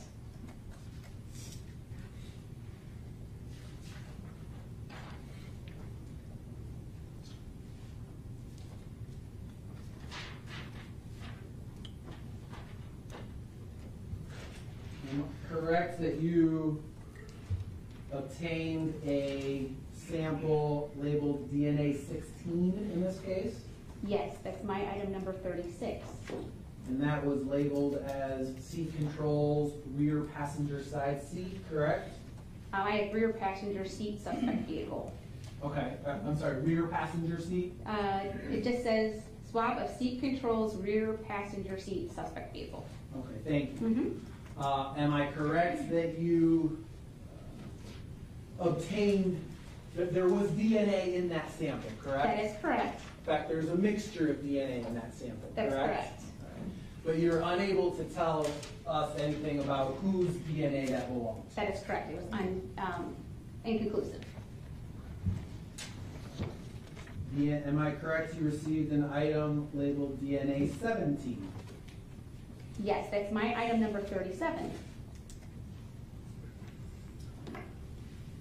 Am I correct that there was DNA in that sample? Yes. That there was a mixture of DNA in that sample, correct? Yes. But am I correct that you are unable to tell us anything about whose DNA that is? That's correct. It was still too complex to do any kind of interpretation.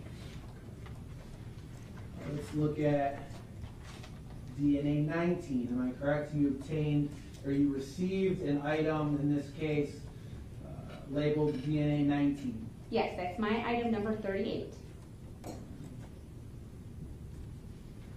And there was DNA in that sample, item 38, correct? Yes.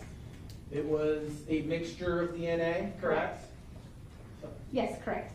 And you're unable to tell us whose DNA that is, correct? Correct. It was uninterpretable, too complex.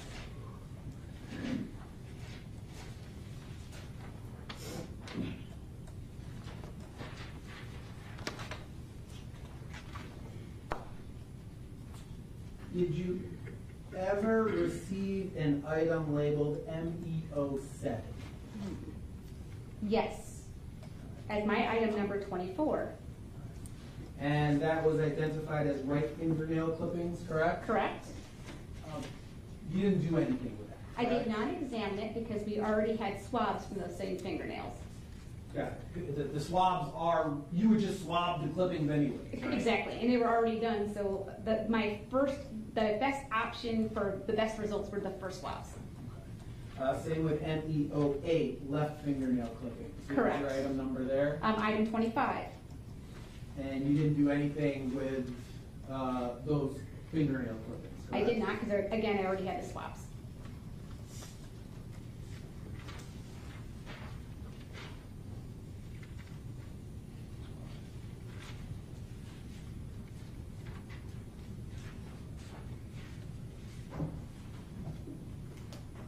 You have shared with us how you number the items that come in when they come into your lab. So something will come in J01, you'll give it a new number, That's correct. And you do that with known samples too, correct? That is correct. Did you receive, well, you have testified about receiving a known sample from Michael Boatwright in this case, correct? That's correct. And that was, it came to you as MB1, correct? Correct.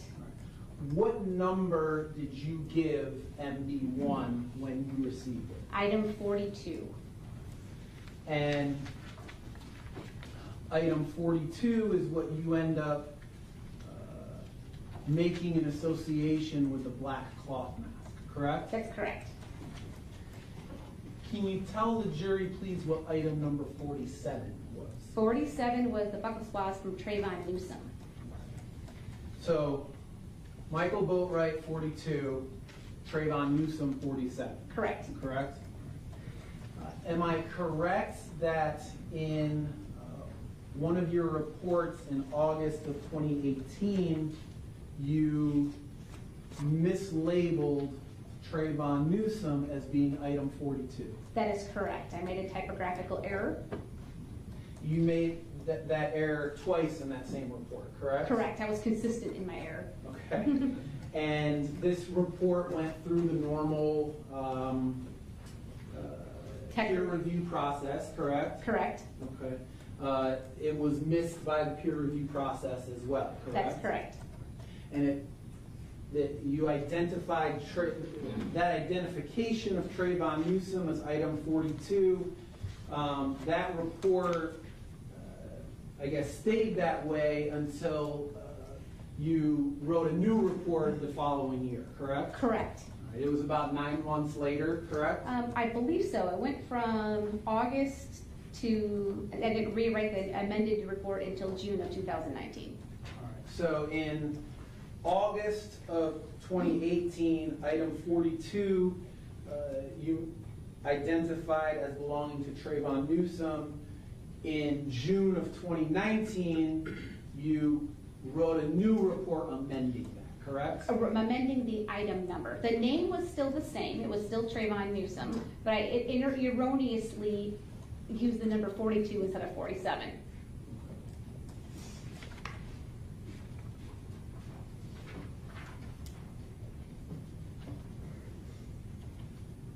Nothing further. Thank you, Judge. Yeah, Judge? May? Good afternoon. Good afternoon.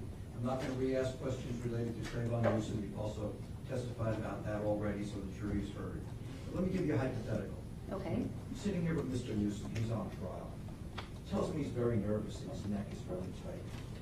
If I stop massaging his neck, is it possible I'm leaving my DNA on his neck by doing that? Like I told you earlier, I can't testify to the activity level, but I would expect that you could possibly leave DNA behind. It's one of those hypotheticals that could happen. And that's because every cell of the body has DNA, correct? Correct. So if my fingers were sweaty, the moisture from my fingers may have left DNA on his neck, correct? Yes.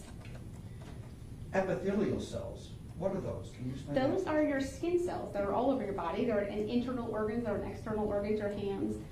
Those are shed. That's usually when we talk about contact or touch DNA, or it's you leaving epithelial cells behind. So that could also have been on his neck from what I just did, massaging his neck, my epithelial cells from my fingers. Correct. But maybe not, because there's no abrasive surface there to rub off those And I don't know cells. things like how are you a shedder. There are so many things that go into that. That's why we can't testify to activity, because I have no way of knowing, are you a shedder? Are you not a shedder? Are you sweaty or you're not sweaty? Was there an abrasive collar that you would have slipped your hand on and left skin on his I assure you I'm sweaty.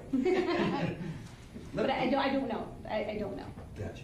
Let me show you what's in evidence, marked as, I believe, 38 pieces. This is a rather large gold necklace. You'd agree with me, right? Yes. Okay. Now, on this side of the necklace, the side that would normally be worn towards the body, it's a fairly smooth surface. Okay. Would you agree with me if someone touched that surface you might or might not leave epithelial cells. One way or the other, yeah. Couldn't tell. Couldn't tell you. But if this was worn this way, with these diamond chips everywhere, and I rub my fingers across it, wouldn't it be more likely I would leave epithelial cells because of the abrasive surface than the smooth surface? But several articles that I've read, they do talk about how you leave DNA behind, and it's more likely if you have an abraded surface. However, I don't have a particular study on that particular necklace, and I don't want to speak to the activity level. Understood, and I know you're being very careful and I'm cautious. trying. We appreciate that, thank you so much. And again, while the state talked about in a surgical procedure, they may have washed the skin of an individual, and that may have caused DNA to be removed, that necklace wasn't washed.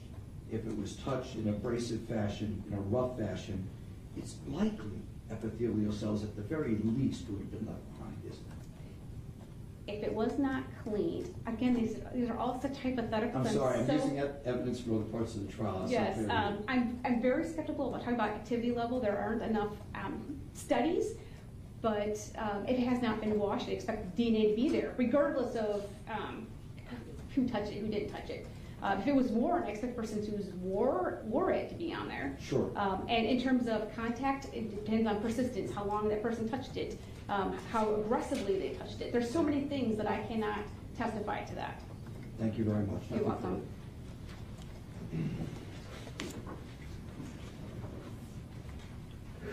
Good afternoon, Bori. Good, how are you? Good, good. I'm going to turn your attention to item 39, which was the black DMP mask. Okay. You testified that there was two types of DNA, correct? Correct. One being my client's, and the other one was you couldn't pinpoint whose it was. Okay, so let's back up. Who's your client? I'm sorry, Diedrich Williams. Yes. So in terms of Diedrich Williams, he is consistent with resolved major profile from that item. And then the other DNA profile was not. It was inconclusive, or how did you label it? Let's see. The results from the minor contributor are inconclusive for comparisons. So I am seeing evidence of a second contributor. It's just so low and so minor that there's nothing I can do with it. So I couldn't even use it for comparisons. And would that have been the same result if you would have used the star mix? No. With star mix, I can put the whole profile in as a mixture. What I would probably get, though, it'd be statistics from all the comparisons, but there's going to be in that low-level adventitious range. So it's still, back in this time in 2018, we didn't have star mix, so I can only interpret major, minors, etc. But with star mix, it would interpret the entire mixture, but it is so low and so minor that I would expect the statistics to be in that adventitious range or even like the minor exclusions. Okay. And none of the samples that you took in this particular case that were, is it RMP? Oh yes, RMP, random mix probability. None of the RMPs were reprocessed using the star mix? There might have been some overlap, but I think what I did was the ones that hadn't already previously identified a contributor to it, those were the ones that went on to star mix. Or if I said in a previous report there's a mixture that will be subject to a separate report, then that was the one that was done later in star mix. Those were typically mixtures that were, there wasn't a major or a minor component that I could pull out separately. They were like a kind of a jumbled mixture where I couldn't do anything with it by eye, so we had to wait for star mix to come online. And regarding item 39 and the multiple DNA profiles that you found, does your report indicate where on the mask it was found? Or?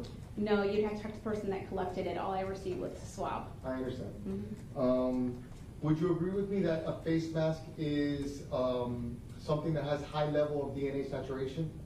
In my experience, a face mask does have a high level of saturation, especially if you swab around the mouth area, because you have saliva, which has a large level of DNA. I'm not sure where they swabbed on the mask. I understand. But just in my general experience of swabbing masks, the mouth area usually has a lot of DNA.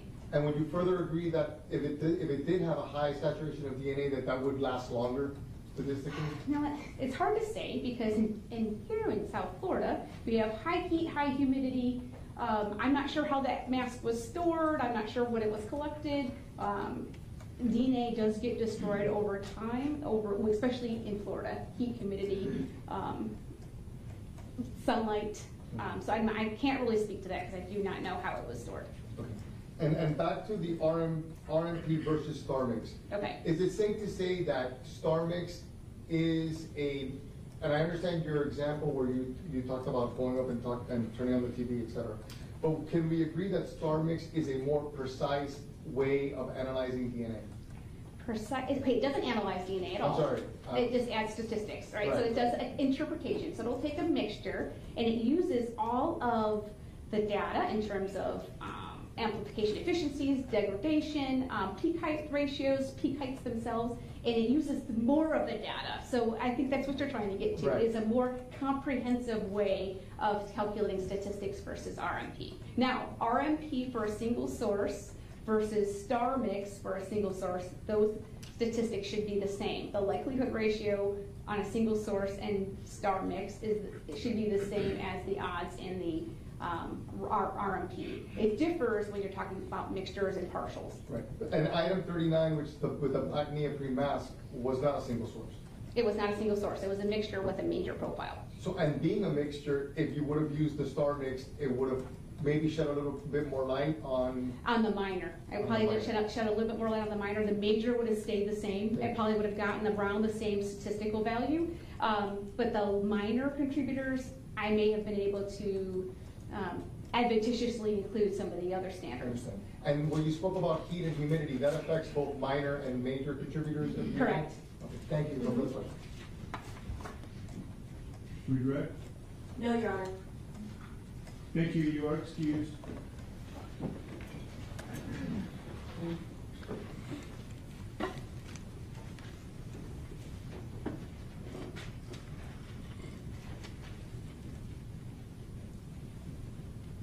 Hi. State Calls Detective Garcia.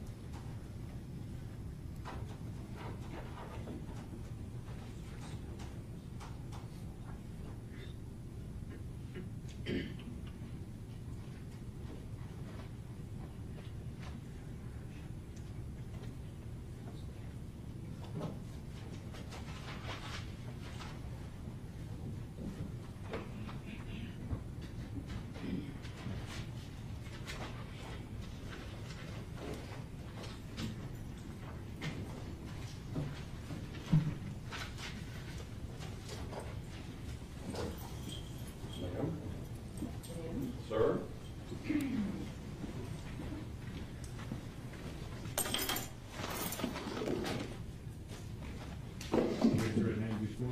Do you solemnly swear to tell the truth, the whole truth, and nothing but the truth? I do.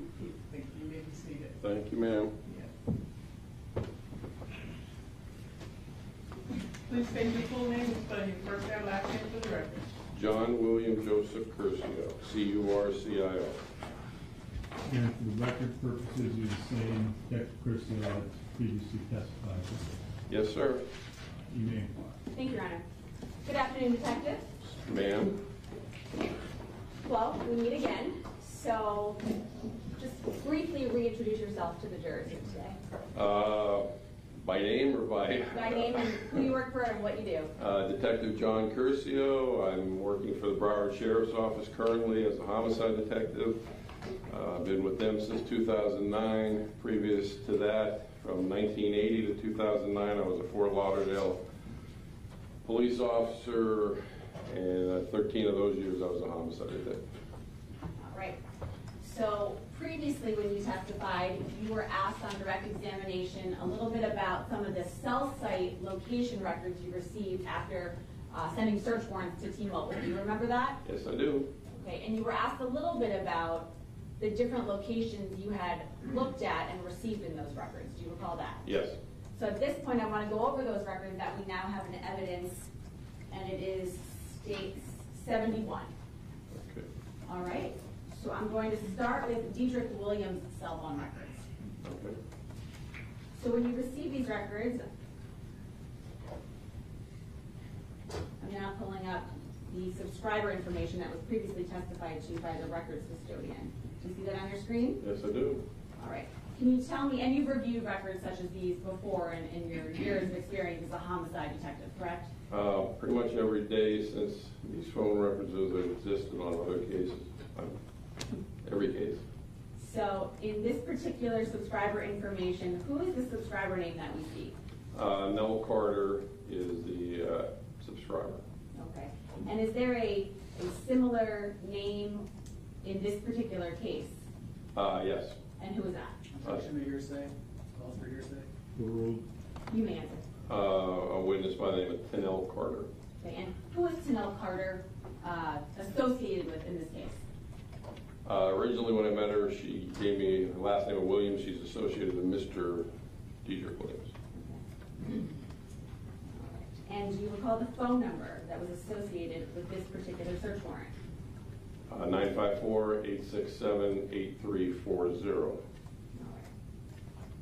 So let's talk about some of the cell sites that you received in relation to this case.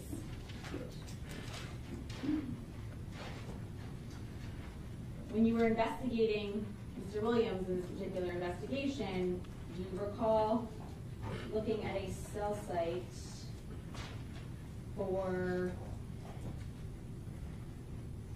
1506 UTC time? You can just tell me what page Or 1906, I'm sorry. what page you're referring to on my report so I can just turn to that. Page 24 in your report. Thank you. Yes.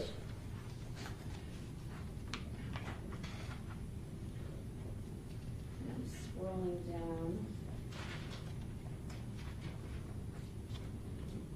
618 in the records. And then it would be 1906. And that's in UTC time, correct? Yes. So what would that be in Eastern Standard Time? All right, right there you are, line 374.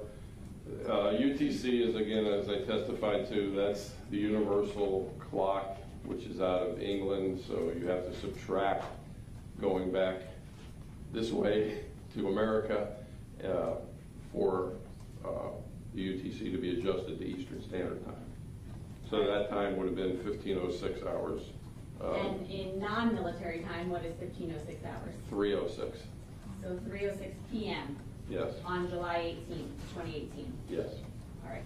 And what is that particular call telling us? It tells us the location based on cell towers where that call was being received, where the actual phone that we're looking at, where it was located by cell tower. I'm going to scroll over. No problem. And the cell tower gives us the latitude and longitude, correct? Yes.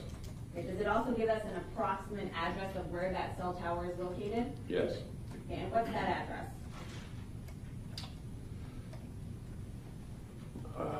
127 Northwest 16th Street in Pompano Beach. So I'm going to write down on my white pad 127 Northwest 16th Street. And in which city is that? Pompano Beach.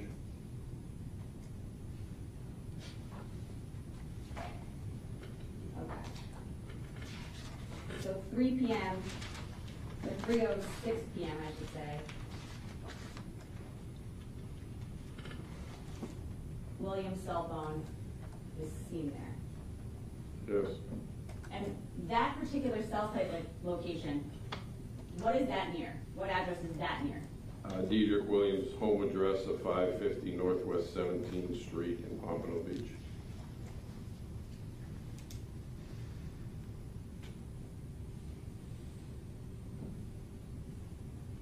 Okay. So then let's go to the next time time, which would be 1911. If I scroll over.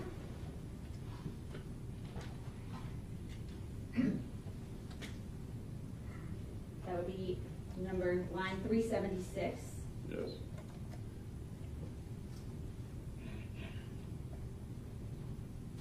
Again, which cell site, tower location, or near location did we see? The same location of the tower, 127 16th Street at Pompano Beach. Okay, and 1911 would be what time in military time? 3:11 p.m. In non-military time? Non-military time, I'm sorry, 15:11 military.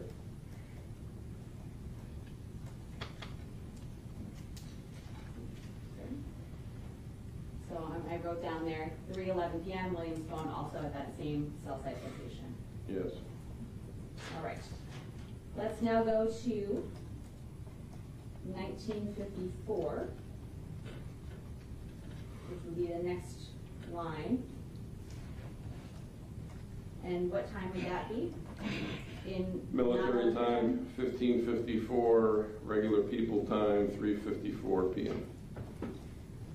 And that's line 377 of the records. Yes. And what location do we see Mr. Williams' phone at that point? 201 East Sample Road, Deerfield Beach.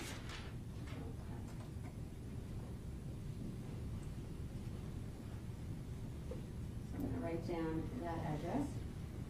You said it was 201, say that again? East Sample Road, Deerfield Beach.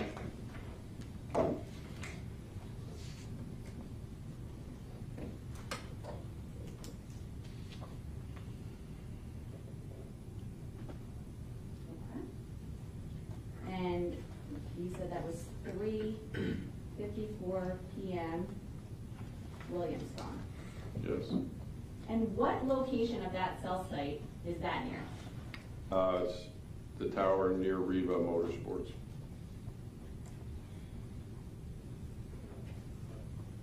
Okay. Now, how long does Mr. Williams' phone remain at Riva for, or near Riva with that cell site location? It showed activity twice more.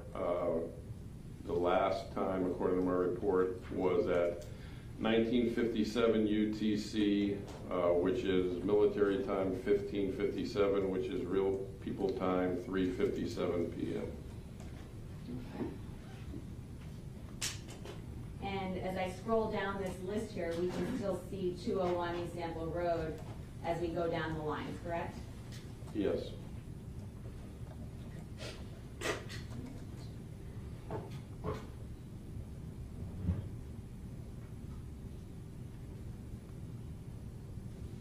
Now, the next time that we see any activity would be what time?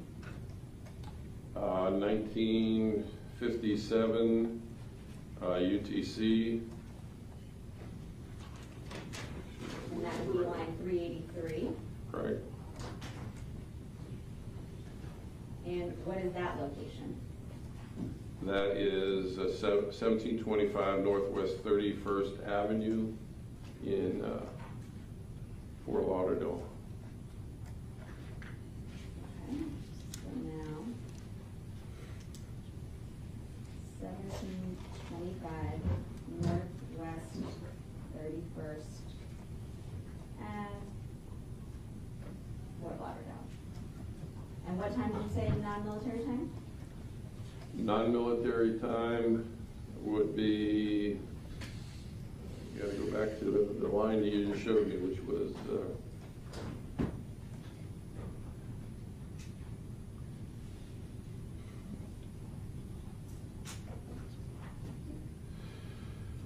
5:57 military time, 3:57 real people time. Oh, no, I'm sorry, that's the wrong, it should be 2036 is what we're looking at. 2036, which would have been 1636 military time, 4:36 regular people time. Okay, so 4:36, and so that would be line 384? Yes. Okay, and that particular address is near where? Would you object to the vague as to the term near? Consistent with what address that we know in this case? That's a cell tower near where Robert Allen lives.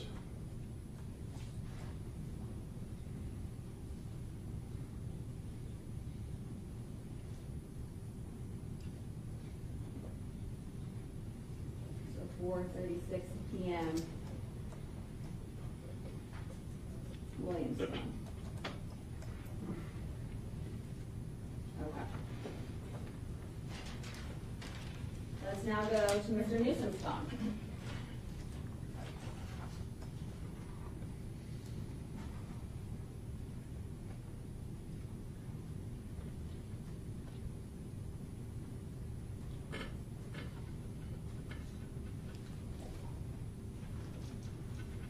Let's look at the subscriber information first. Can you tell us the subscriber name on this particular document? Bravon Newsom. Okay. And what was the phone number associated with these records? 754-367-8492.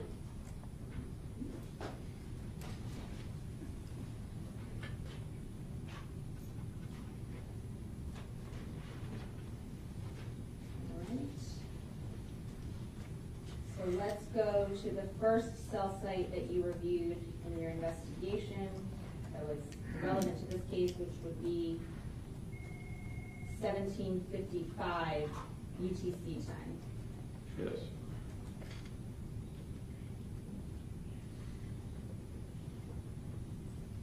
That would be line 182, correct? Yes. Okay. What time is that in Eastern Standard Time? It is 13:55 military, 1:55 Eastern Standard Time. Okay. And do you recall what tower that was consistent with? Yes, it's the tower at 127 Northwest 16th Street, which is a tower consistent with Diedrich Williams' house. So 1:55 p.m. Newsom's phone. All right. Now, was there any activity on this particular device between 1:55 p.m. and approximately 4:02 p.m.? No. Okay. Now, in your training and experience working with these records, plotting cell sites, can you explain why there might not be activity on a phone? Objection, Judge. Sheer speculation has already been answered in his direct and cross as well.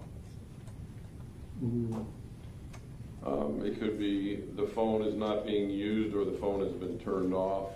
Okay. So now let's talk about that next cell site when there's activity on the phone. Yes. Which would be 20:02 UTC time, line 183. Yes. Can you tell us what cell site address it was consistent with? Okay. In my report, I believe it's 111 or 1101 Northwest 5th Street in Pompano. Yep. 1101 Northwest 5th Street in Pompano. Okay. Yes. And then the next cell site, which would be 2003, line 184, in Yes. Mr. Newsom's records. Was there a cell site tower that Mr. Newsom's phone hit off of at that point? Yes, it was the tower close to the tower was located at 1725 Northwest 31st Avenue in Fort Lauderdale, which is the tower close to Robert Allen's house.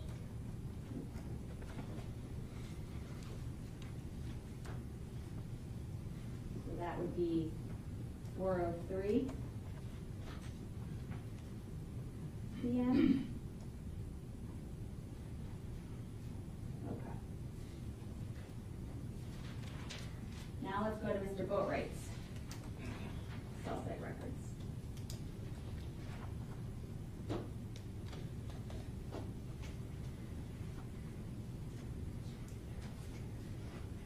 Can you tell me the subscriber name for these particular records? Tammy Walker is the subscriber for that record. And who is Tammy Walker? Mr. Boatwright's mother. All right, and what is the phone number associated with this particular phone? 754-207-1410. Now on to the actual cell sites. Which was the first cell site relevant in your investigation in this case? What time? According to my report, it looks like the one at 1900 UTC. And that would be for June 18th, correct? Yes, ma'am. Line 308. Line 309. 309, sorry. Okay, and can you tell us the cell site location address it was near? I was with 127 Northwest 16th Street in Pompano Beach, Florida, which is the cell tower close to Deidre Williams' home address. Okay. And so 1900 would be 1500 in Eastern Standard Time, military time. What time is that in non-military time? 3 p.m.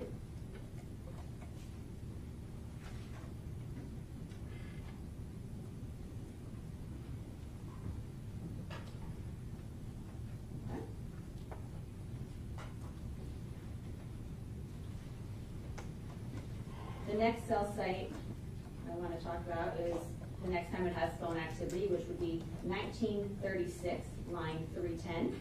Yes. Can you tell us the time or the address of the cell site location? 201 East Sample Road in Deerfield Beach.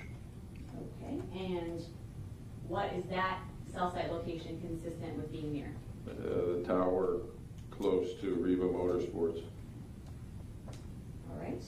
And what time in non-military time would that be? Non-military time would be 3:36 p.m.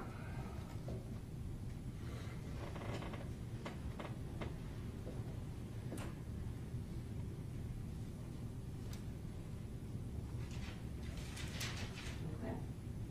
Now let's talk about specifically with that particular cell site that you received that we're talking about at 1936, who was involved in that particular call? That was Mr. Allen phone communicating with Mr. Boatwright's phone. So was that Mr. Allen's phone calling Mr. Boatwright's phone? Yes. And how long does Mr. Boatwright's phone remain at that same location, which is consistent with being at Reba Motorsports? According to my report, it remains in there until 3:44 p.m.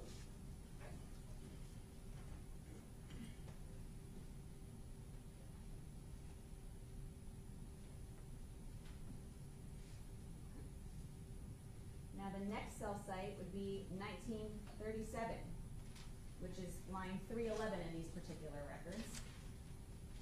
Can you tell me, which would be, I guess, 3:37, a minute later after that last cell site we just discussed. Can you tell me, even though you just said that this phone remained until 3:44, does the records indicate that in fact it remained at that cell site location consistent with being at Reba Motorsports? Yes, it did. And who was calling who in that particular cell site location? It's an outgoing call, so it's Mr. Boatwright's phone calling Mr. Allen's phone.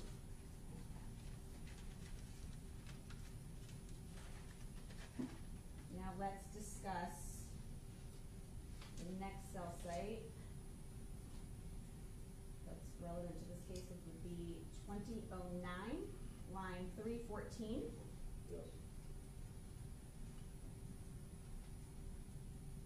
2009 would be what time in non-military time in Eastern Standard Time? 4:09 p.m. Okay, and what address? It's using a tower at 592 Northeast 42nd Court in Oakland Park. Okay. And then the next cell site would be 2030, which is one line down, 315. And can you tell me what address that particular cell site location is consistent with being? It's at 1725 Northwest 31st Avenue in Fort Lauderdale, Florida, the tower close to Robert Allen's home address.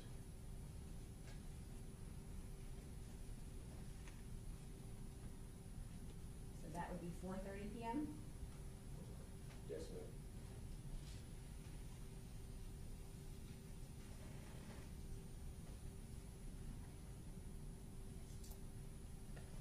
Now that 4:30 p.m. time mark, you've reviewed the driftwood surveillance in this case, correct? Yes, I have. Does the driftwood surveillance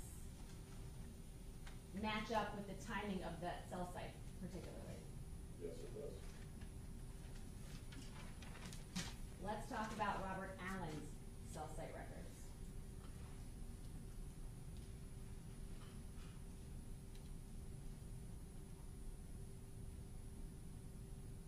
Now, in this particular subscriber information, it's already been testified to that there's no subscriber information because it was a prepaid phone, but can you tell us the phone number associated with this particular account? 754-308-4520.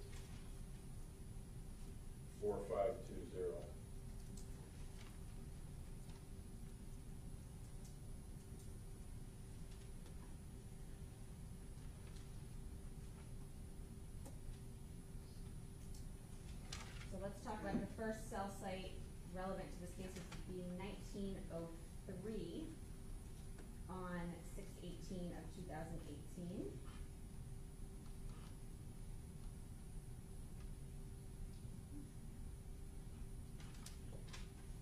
Which would be line 136. Yes. Can you tell us the cell site location address for that particular one?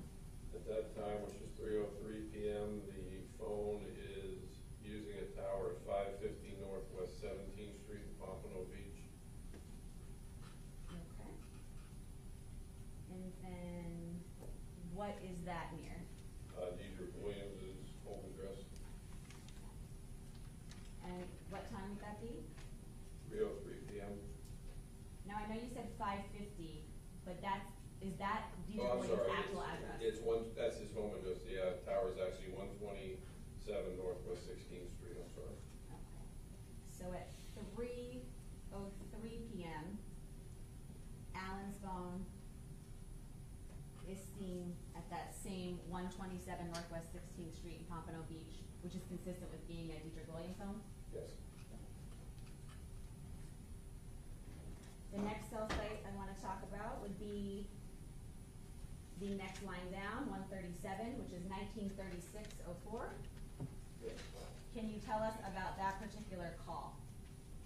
At that call, which is 3:36 p.m., Allen's cell phone is utilizing the tower at 201 East Sample Road in Deerfield Beach, which is a tower close to Riva Motorsports. Okay, and now, who was Mr. Allen calling in that particular call? Again, those are the calls to Mr. Boatwright's phone. All right, so consistent with Mr. Boatwright's records, these are Mr. Allen's records showing that same call? Yes.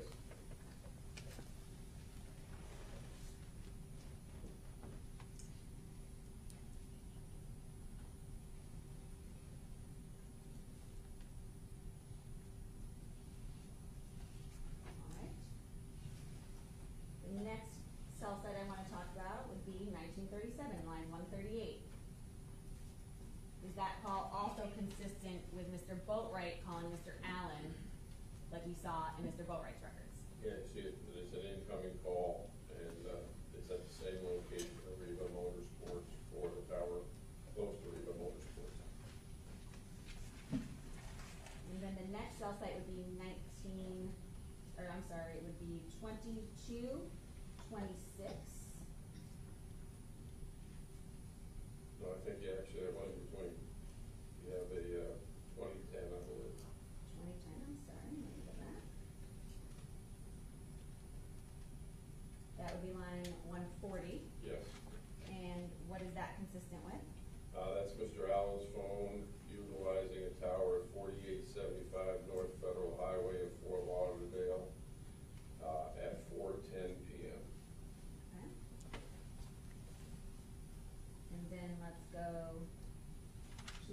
last one, which would be 2226, starting at 153. Yes. And what was that consistent with? That's Mr. Allen's cell phone utilizing the tower at 1725 Northwest 31st Avenue in Fort Lauderdale, Florida. That time is 4:26 p.m. and that's the tower close to his house and the Driftwood Apartments in Fort Lauderdale.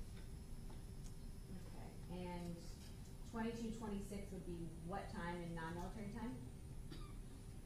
1826, which is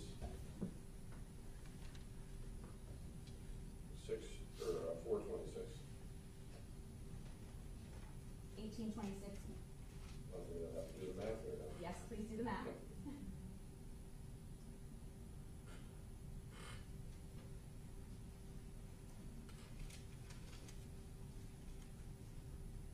1826, which is, it's 6:27. There we go. 6:26 p.m. Okay.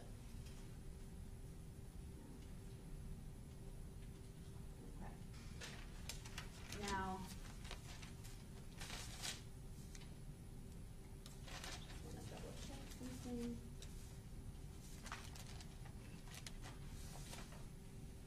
Besides actually getting the cell site locations, which are a general location, you also then got actual locations from some of the cell phones collected in this case, correct? Yes. Okay, and you previously testified to some of those. Yes. May I have a moment, Your Honor? I have no further questions for this witness, Your Honor. Thank you.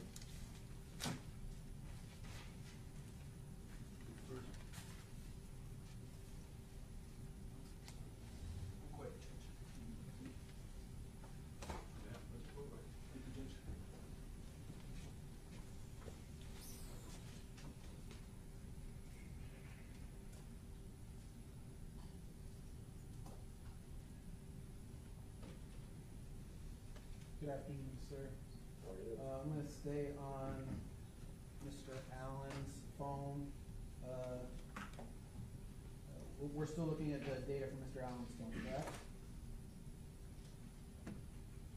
Here, I can. Yeah, I just have to be able to focus a second. Yes? Sure. Yeah. Robert Allen, T-Mobile Records. No, I just had to see the number on the top. You were moving around too quick. Oh, my No problem. Yeah, that's Mr. Allen's phone. and you testified about this call 138.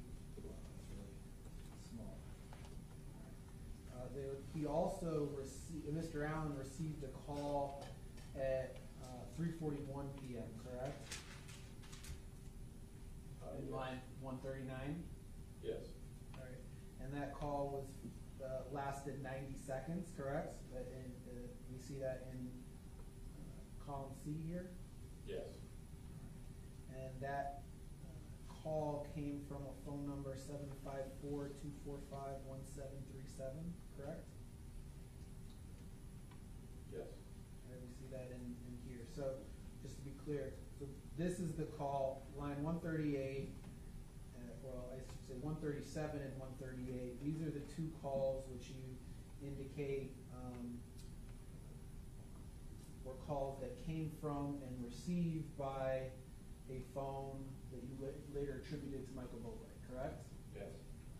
Line 139, this is a 90-second call when Mr. Allen would have still been inside Reba, correct? Yes. All right, and this is from a different phone number ending in 1737, correct? Yes.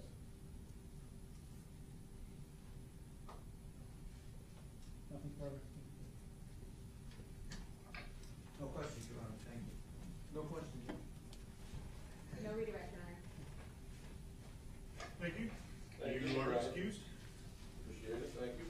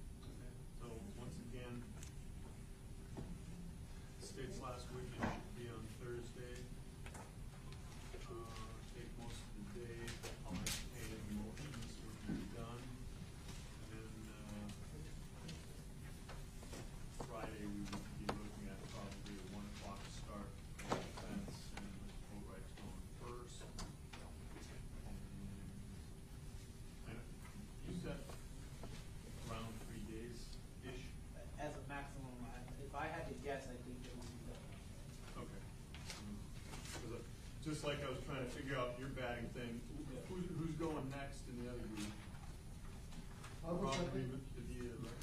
I'll go second. Okay, and you said maybe two? Maybe less, Judge. Okay. Good. And you'll make your decisions at the time? I will, I have about 50 witnesses on my call, Judge, but I can tear it down a little bit. Uh-huh. All right, thank you all.